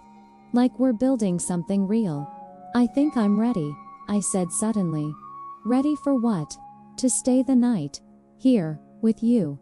Carolina's expression flickered, surprise, joy, then immediate concern. Are you sure? There's no rush. I'm sure. I was surprised to find I meant it. I trust you. More than that, I trust us. I trust that we've built something strong enough to handle this next step. That night, I slept at Carolina's apartment for the first time. Nothing dramatic happened. We watched a movie, talked until late, and fell asleep in her bed with space between us. Space I gradually closed as the night went on, my body finally relaxing enough to seek that closeness. When I woke up in the morning, Carolina was already awake, watching me with soft eyes. Hi, she whispered. Hi. I stretched, realizing I'd slept through the entire night without nightmares for the first time in months. This is nice. It really is. We lay there in comfortable silence, morning light filtering through the curtains, and I felt something I hadn't felt in years. Peace. Not the absence of problems, but the presence of something worth fighting for. My phone buzzed on the nightstand. A text from Sophia. Coffee this morning. Need to tell you something. I showed it to Carolina. Rain check on breakfast. Of course, Sophia comes first. Always. That was another thing I loved about her. She never tried to come between me and my best friend. Never showed jealousy. Just encouraged that relationship because she understood it kept me grounded. An hour later, I met Sophia at our usual cafe. She looked excited, practically vibrating with energy. "Okay, what's going on?" I asked as I sat down. "Did you win the lottery? Get engaged? What better?" She grinned. "I got into the master's program. Social work. Full scholarship." I screamed. Actually screamed in the middle of the cafe, causing other patrons to turn and stare. I didn't care. "Sophia, that's incredible. I'm so proud of you. I start in the fall." She was beaming. "I'm going to do exactly what you wanted to do. Help people. Make a difference." Something in my chest tightened, not with jealousy, but with bittersweet recognition. "That should be me," I said quietly. "It still could be." Sophia reached across the table and squeezed my hand. "Laura, you're 28. You have time. You've spent the last few years just surviving, but you're healing now. Maybe it's time to start thinking about what comes next. I don't know if I'm ready." You don't have to be ready today. Just ... Don't give up on your dreams because of what happened to you. Don't let them win. I thought about that conversation for days. About the dreams I'd abandoned.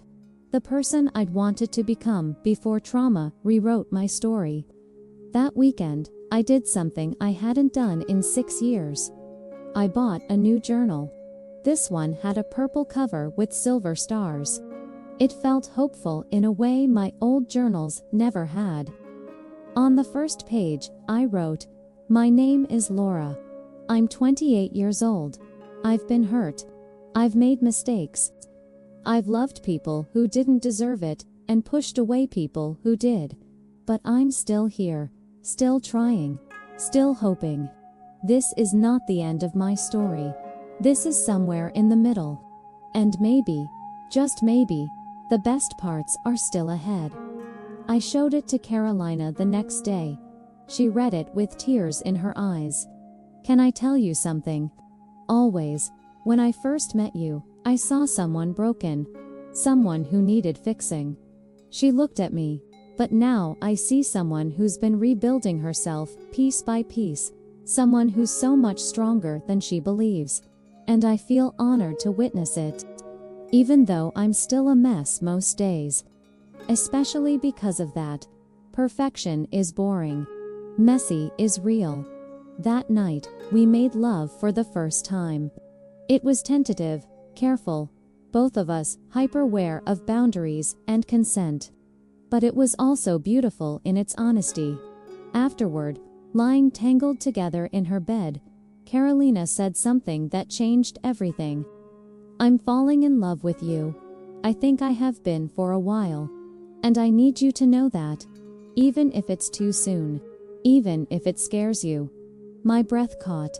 "Carolina, you don't have to say it back. I just needed you to know that this is real for me. That you're real for me."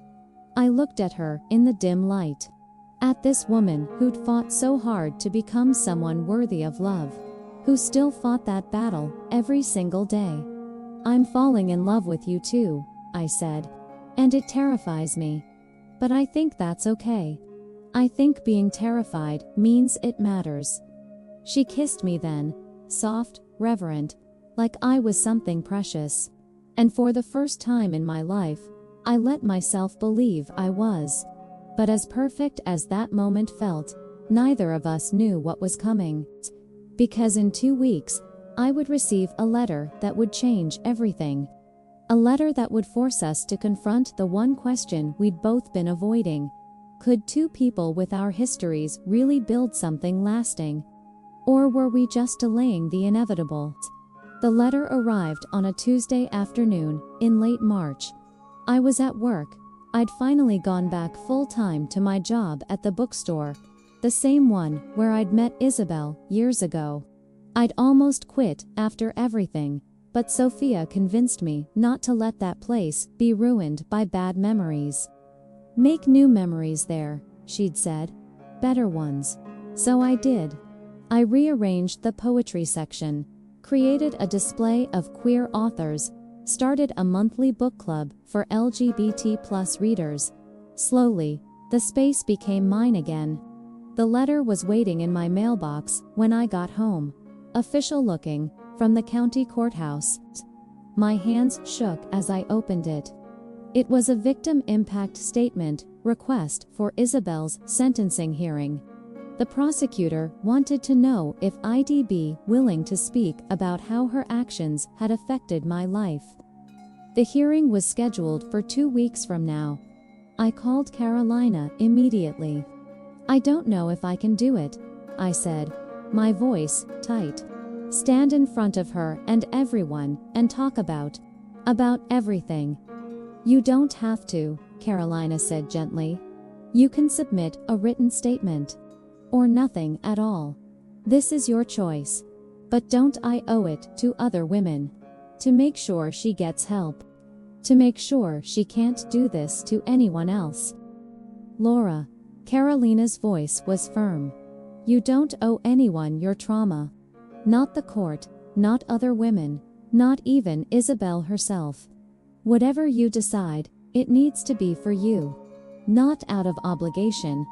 I talked to Dr. Reyes about it the next day. What does your gut tell you? She asked. That I want closure, real closure. Not just her being gone, but saying what I need to say. To her face. Then that's your answer. I spent the next week writing my statement, rewriting it, crying over it, reading it out loud to Sophia, to Carolina, to my reflection in the mirror. By the time the hearing came, I'd memorized every word. The courtroom was smaller than I expected. Fluorescent lights, uncomfortable wooden benches, the smell of coffee and stress. Isabel was already there when I arrived, sitting at the defendant's table in an orange jumpsuit. She'd lost weight. Her hair was pulled back severely. She looked diminished somehow. When she saw me, her eyes widened. She started to say something, but her lawyer put a hand on her arm, stopping her. Sophia sat behind me in the gallery. Carolina had offered to come, but I'd asked her not to. This was something I needed to do alone. The proceedings were formal, procedural. The prosecutor laid out Isabel's charges. Her lawyer argued for leniency, mental health issues, no prior record, genuine remorse. Then it was my turn. I walked to the front of the courtroom, my statement clutched in sweaty hands. I didn't look at Isabel. Not yet. My name is Laura Santos, I began, my voice surprisingly steady. I'm here to speak about how Isabel Mora's actions affected my life. I told them everything. About the relationship that started beautiful and turned poisonous. About the control, the jealousy, the violence. About the hospital visit with 3 broken ribs. About the year of therapy. The fear. The way I still couldn't sleep through the night sometimes. And then I looked at Isabel. For a long time, I blamed myself. I said directly to her. I thought if I'd been different, better, less broken, maybe you wouldn't have hurt me. But I know now that's not true. Your choices were yours. Your actions were yours. And the responsibility for what you did belongs to you alone. Isabel was crying silently, her shoulders shaking. I hope you get help, I continued. Real help. Not because you owe it to me, but because you owe it to yourself. Because the person you were with me isn't who you have to be forever. People can change. I've seen it happen. I thought of Carolina as I said it. Of the work she'd done. Of the person she'd become. But change only happens when you're honest about who you've been. When you stop making excuses and start doing the work. I took a breath. I forgive you, Isabel. Not because you deserve it, but because I deserve peace. I deserve to stop carrying your violence in my body. I deserve to move forward. I looked at the judge. Whatever sentence you give her, I hope it includes mandatory therapy. Real, intensive therapy. Because punishment without treatment just creates more damage. And I don't want anyone else to go through what I went through. I sat down, my legs trembling. The judge thanked me, made some notes, then addressed Isabel. Ms. Mora, do you have anything to say? Isabel stood slowly. She looked at me, then at the judge. I'm sorry, she said, her voice hoarse from crying. I'm so sorry for everything I did to Laura. There's no excuse, no justification. I was sick and I took it out on someone who didn't deserve it. She wiped her eyes. I'm starting therapy in jail. I want to get better. Not just for her, but for me. So I can live with myself. So I can become someone who would never do those things again. The judge was quiet for a moment, reviewing documents. Ms. Mora, I'm sentencing you to 18 months in county jail, with credit for time served, followed by 3 years of supervised probation.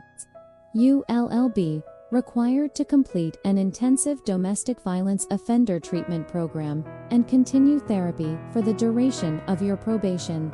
The restraining order will remain in effect for 10 years. Isabel nodded, accepting it. As they led her away, she looked back at me one more time. Thank you, she mouthed. I didn't respond. Just watched her go. Outside the courthouse, Sophia was waiting with open arms. I collapsed into them. You did it, she whispered. You were so brave. I don't feel brave. I feel exhausted. That's what brave feels like sometimes. Carolina texted me. However it went, I'm proud of you. Come over when you're ready. Or don't. Whatever you need. I went to her apartment that evening. She opened the door, took one look at my face, and pulled me inside without a word. We sat on her couch, and I told her everything. About the statement, about Isabel's apology, about the strange feeling of closure mixed with emptiness. I thought I'd feel different, I said. Like a weight lifted. But I just feel ... tired. Closure isn't always dramatic, Carolina said. Sometimes it's just the quiet realization that a chapter is over, that you can finally turn the page. When did you get yours? With Andrea. Carolina was quiet for a moment. I haven't. Not completely. I don't know if I ever will. I sent her a letter last year through my lawyer. Not asking for forgiveness, just acknowledging what I did and wishing her well. She never responded. She doesn't owe me a response. Do you think about her? Every day. Not obsessively. But she's part of my story. Part of who I am. Trying to forget her would mean forgetting the worst thing I've ever done.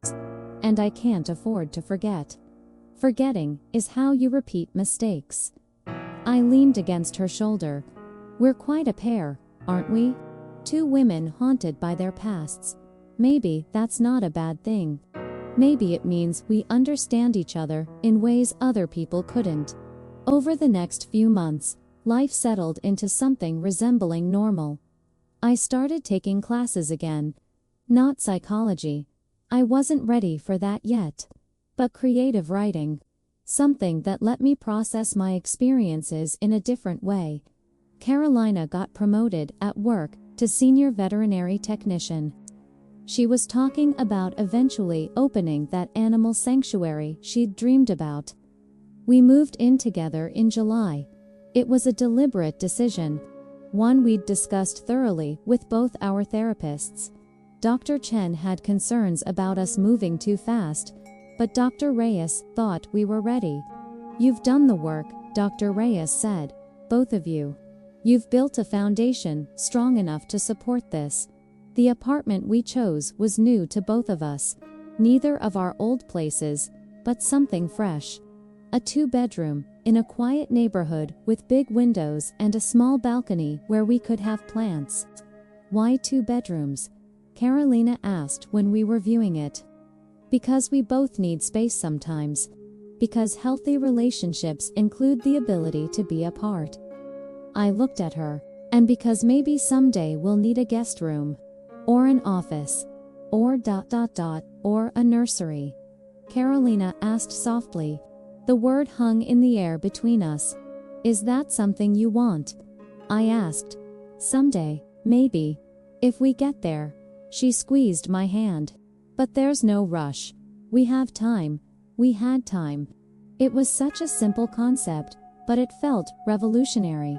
Not rushing, not forcing, just being together and seeing where it led. Moving day was chaotic and wonderful. Sophia organized everything with military precision, while Carolina and I mostly got in the way. By evening, we were surrounded by boxes but had managed to set up the bed. First night in our home, Carolina said, looking around at the mess. Our home, I repeated. The words felt foreign and perfect at once. That night, lying in our bed in our apartment, I thought about how far I'd come. A year ago, I couldn't imagine trusting anyone again. Couldn't imagine letting someone see me fully. Couldn't imagine a future that included love. Now I was here. In a home I'd chosen with a woman I loved. Not perfectly. Not without fear or doubt. But genuinely. What are you thinking? Carolina asked in the darkness. That I'm happy. Scared, but happy. Me too. She found my hand under the covers. Thank you for giving me this chance. For seeing past who I was, to who I'm trying to be. Thank you for doing the work to become her. We fell asleep like that, hands linked, hearts cautiously hopeful. Because this wasn't a fairy tale ending, where everything was magically fixed. This was real life. Messy, complicated, beautiful, real life.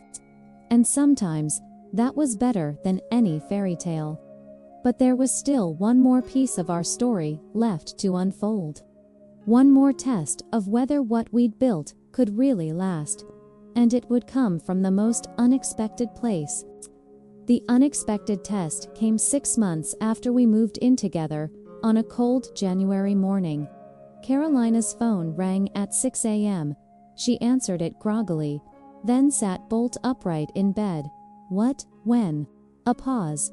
Is she okay? Another pause. I'll be on the next flight. She hung up and turned to me, her face pale in the early morning light. My mom had a stroke. She's in the hospital. I need to go home. Home. The small town she'd left behind 4 years ago. The place where everyone knew what she'd done, where Andrea still lived. Of course, I said immediately. I'll help you pack. When's the next flight? Laura, you don't have to, I'm coming with you. She looked at me, surprised. Are you sure? It's going to be, difficult. Everyone there knows. They'll look at me, like I'm like you're someone who made mistakes and is trying to be better. I took her hand. I'm not letting you face that alone. We were on a plane by noon. Carolina barely spoke during the 3-hour flight. She stared out the window, her jaw tight, her hands clenched in her lap.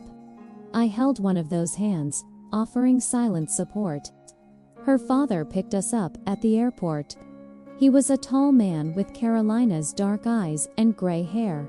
He embraced her tightly. She's stable, he said. They caught it early. She's going to be okay. The relief on Carolina's face was palpable. Dad, this is Laura, my girlfriend. Her father looked at me, and I saw him making calculations, wondering if I knew, wondering what to say. It's nice to meet you, sir, I said, extending my hand. He shook it, his grip firm. Eduardo. Please, call me Eduardo. He looked between us. I'm glad Carolina has someone. She deserves happiness. The hospital was small, the kind where everyone knew everyone. As we walked through the halls, I saw people's reactions to Carolina. Some looked away. Others whispered. A few glared outright. Carolina walked with her head up, but I could see the effort it took. Her mother was in a private room, hooked up to various machines. She was awake, though her left side drooped slightly from the stroke. "Mia," she whispered, when she saw Carolina, tears immediately flowing. Carolina rushed to her bedside, taking her mother's good hand. "Mama, I'm here. I'm here." They spoke in rapid Spanish, too fast for me to follow with my limited vocabulary. But I didn't need to understand the words to understand the emotion. Love, relief, forgiveness. After a while, Carolina's mother looked at me. "This is Laura," Carolina said in English. "My partner." Her mother studied me with sharp eyes that saw everything. Then she smiled, lopsided but genuine. "You make her happy?" she asked, her words slightly slurred. "I try to," I said honestly. "Good. She deserves happy." We stayed for a week. Carolina's mother improved daily, regaining more movement and clearer speech. But it was the other parts of the trip that tested us. On the third day, we ran into Andrea at the grocery store. I saw Carolina freeze in the produce aisle, her whole body going rigid. I followed her gaze and saw a woman with short blonde hair examining tomatoes. She looked up, saw Carolina, and went equally still. For a moment, nobody moved. Then Andrea set down the tomato and walked toward us. My heart hammered. This was the woman Carolina had hurt. The woman whose pain had sent Carolina to jail. "Carolina," Andrea said quietly. "Andrea." Carolina's voice was barely above a whisper. "I'm sorry. I know I'm not supposed to approach you. I'll leave. The restraining order expired last year," Andrea interrupted. "You're allowed to be in the same grocery store as me." An awkward silence fell. "I got your letter," Andrea said finally. "The one your lawyer sent. You didn't have to respond." "I wasn't asking for." "I know what you were asking for. Or rather, what you weren't asking for." Andrea's expression was unreadable. "I'm in therapy too. Have been for years. My therapist suggested I might want to meet with you someday." For closure, Carolina looked stricken. "Andrea, I don't deserve." "It's not about what you deserve," Andrea said. "It's about what I need. And I need to tell you that I've forgiven you. Not because you earned it, but because holding on to that anger was destroying me." Tears streamed down Carolina's face. "I'm so sorry. For everything. I was sick, and I took it out on you, and I know. Your letter explained. And I can see you've changed." Andrea looked at me, then back at Carolina. "I'm glad you found someone. I'm glad you're doing better. And I hope, double quotes, she took a breath. "I hope you've learned to love without hurting." "Every day," Carolina whispered. "I work on it every day." Andrea nodded. Then she did something I never expected. She stepped forward and briefly hugged Carolina. "Be well," she said. Then she walked away, leaving us standing there in the produce aisle, both of us crying. "Did that really just happen?" Carolina asked when we got to the car. "It did. She forgave me. After everything I did, she forgave me. That's what healing looks like," I said. "For both of you." That night, lying in the guest room at Carolina's parents' house, she turned to me. "Seeing Andrea today, it made me realize something. What that I've been waiting for, permission. Permission to be happy. Permission to move forward. Permission to believe I deserve good things." She looked at me. "But Andrea, giving me that permission isn't what matters. What matters is giving it to myself. And can you give yourself permission?" She was quiet for a long moment. "I'm trying. Some days are easier than others. But yes, I think I can." The rest of the week was easier. We spent time with Carolina's family, helped with her mother's care, took walks through the small town where Carolina grew up. People still stared, still whispered. But Carolina handled it with more grace than I expected. "Let them talk," she said, when I commented on it. "They have every right to remember who I was. I just have to keep showing them who I'm becoming." On our last night there, Carolina's father pulled me aside. "Can I talk to you for a moment?" he asked.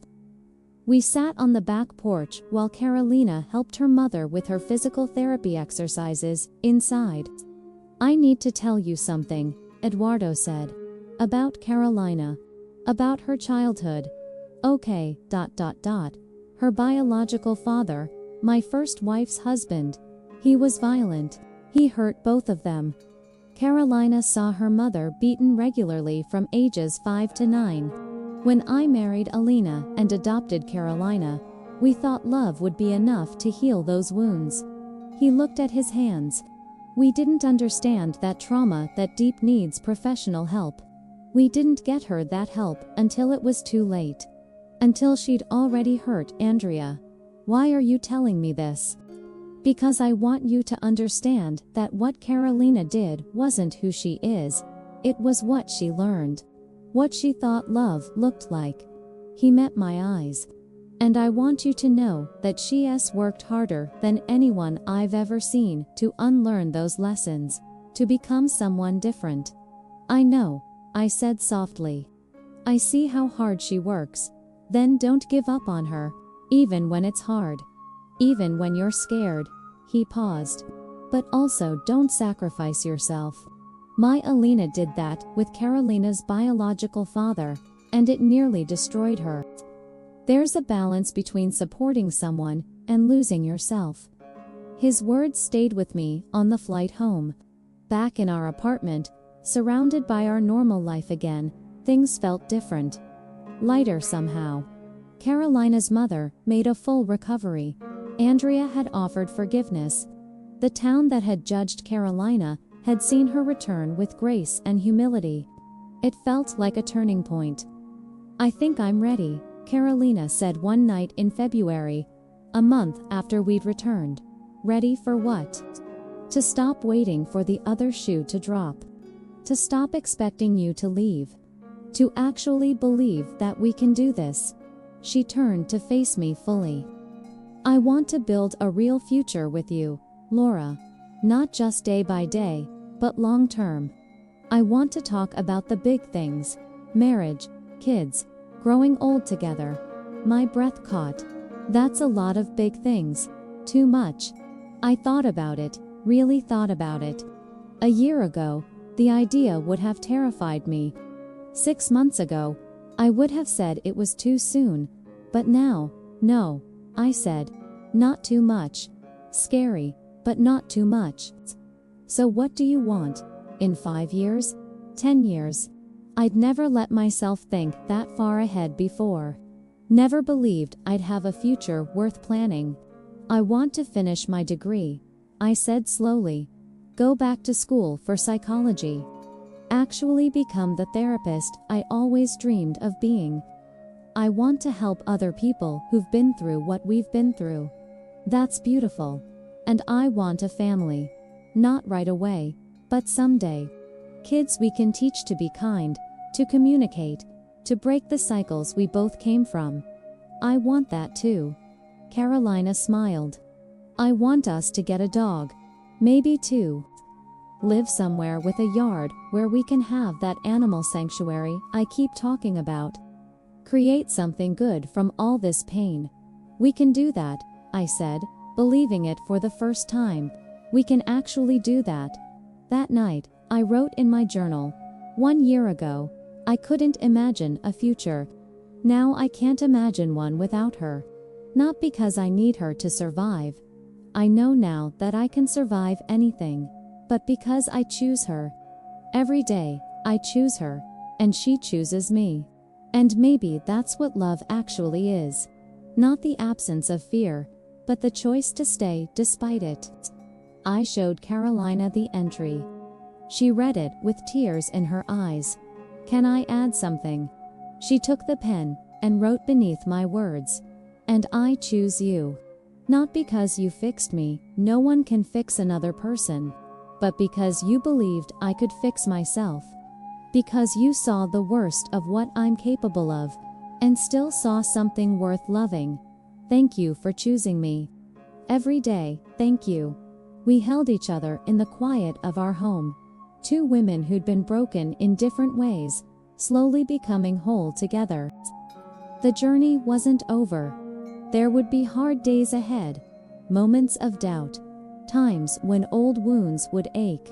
But we had something now that neither of us had before. Hope, real, tangible hope that love didn't have to hurt, that healing was possible, that we could be happy, and sometimes, hope was enough. 2 years later, I'm standing in front of a classroom of graduate students, my hands only slightly trembling as I adjust the microphone.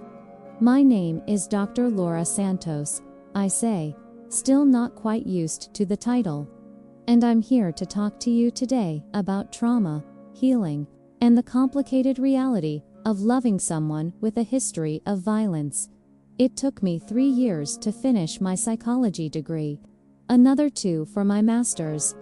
I'm now in my first year of my doctorate program, specializing in trauma and intimate partner violence. Some people might say I'm too close to the subject, that my personal experience clouds my professional judgment. I disagree. I think it makes me better at what I do. In the audience, I can see Sophia beaming at me. She's finishing her own doctorate this year.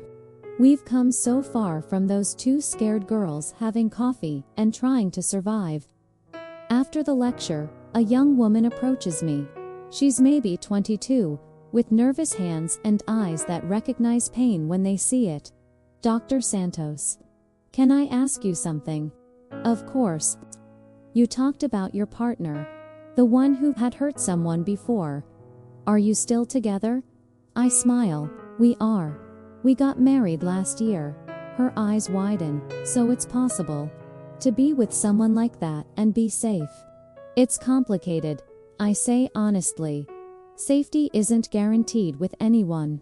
What matters is the work, the commitment to growth, the willingness to be brutally honest. I pause. My wife works on herself every single day. She's in therapy. She's accountable. She's never stopped doing the work. That's what makes the difference. But aren't you scared that one day she might? Sometimes, I admit. But I'm more scared of living a life where fear makes all my decisions, where I let my past trauma rob me of my present happiness. The student nods slowly, processing. Thank you for being honest, for showing that it's possible. After she leaves, I think about how far we've come. Carolina and I got married in a small ceremony last spring. Just close friends and family. Sophia was my maid of honor. Carolina's mother cried through the entire ceremony, happy tears this time.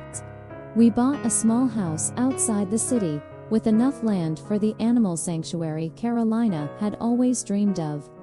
We currently have 3 rescue dogs, 2 cats, a rabbit with a neurological condition that makes him walk sideways, and a parrot who only speaks in curse words we're trying to retrain.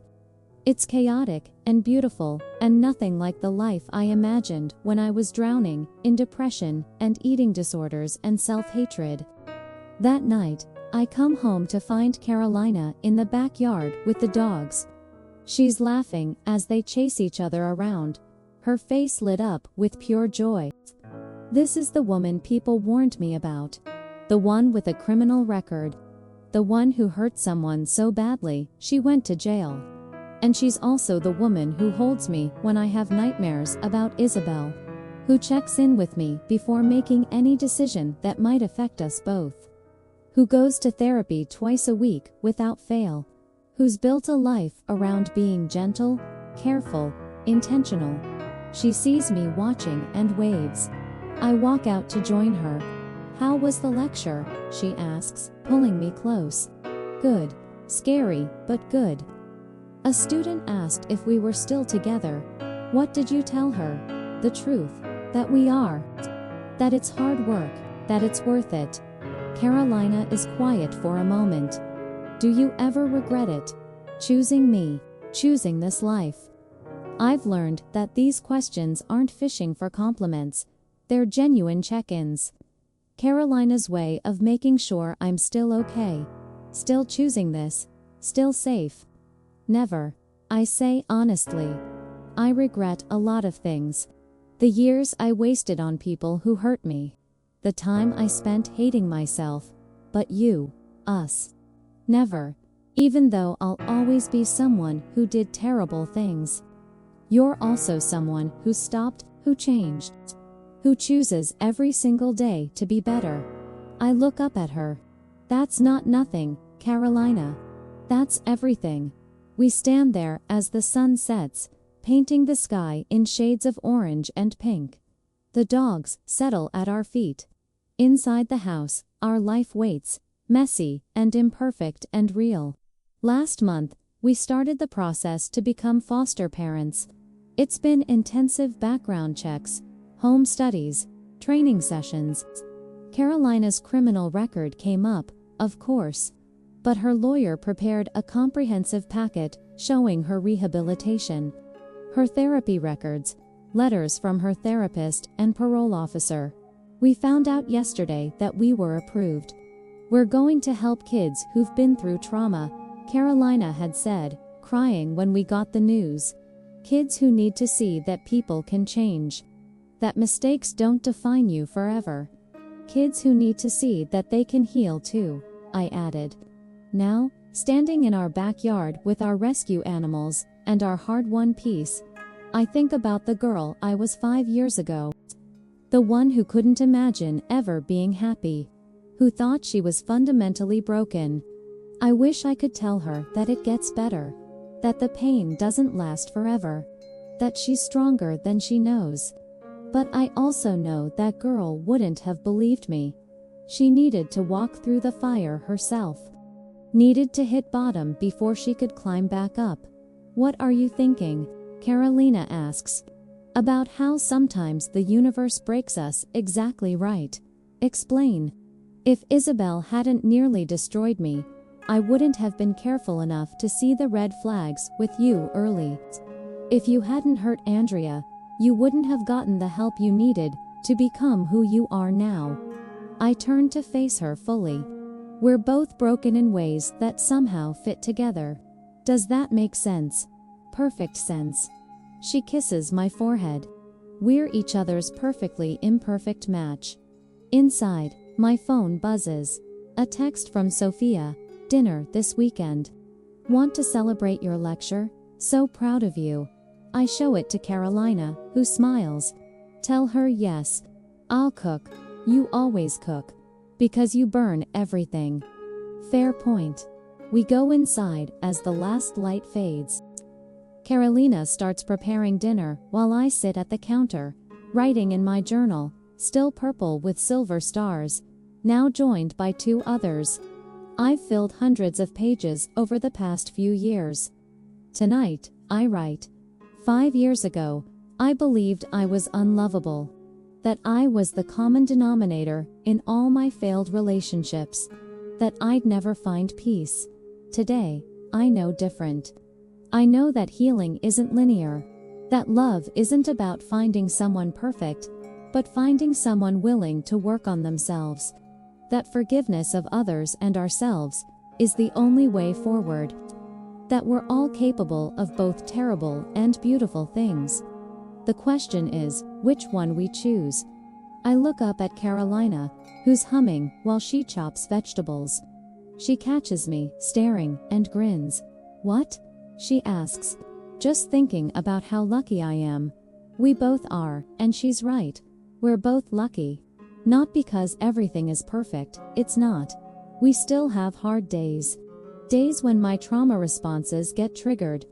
Days when Carolina has to remove herself because she feels her control slipping. Days when we argue or misunderstand or hurt each other unintentionally. But we also have the tools to work through those days.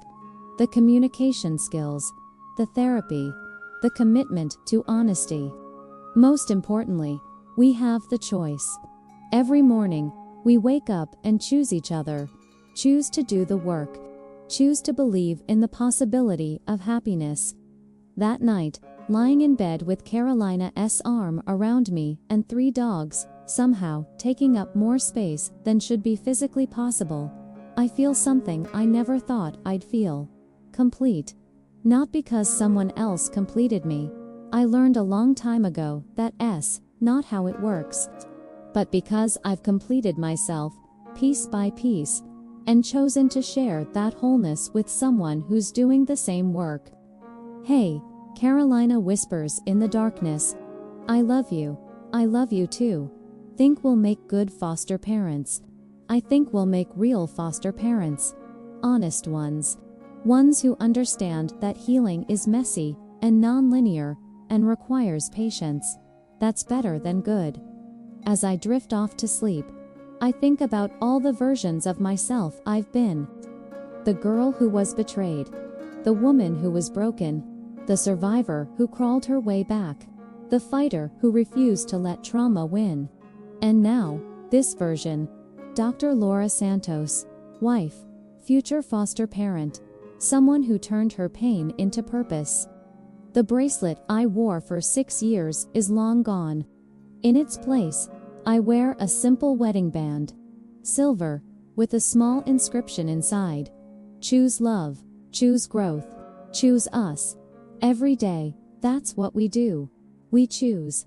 And I've learned that sometimes, the greatest love stories aren't about finding someone who's never made mistakes. They're about finding someone who's learned from them. Someone who wakes up every day and actively chooses to be better.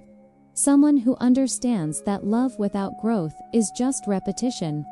And someone who knows that the opposite of a broken person is a perfect person. It's a healing person. Carolina and I are both healing people. And together, we're building something that honors both our pain and our potential. That's not a fairy tale ending. It's something better. It's real. FINAL, call to action. This story reminds us that healing isn't linear. And love isn't about perfection. It's about growth, accountability, and choosing each other every single day. If this story touched your heart, leave your like. Share it with someone who needs to hear that change is possible. And subscribe to the channel for more stories that explore the complexity of being human. And remember, you don't need to be perfect to deserve love. You just need to be committed to being better than you were yesterday.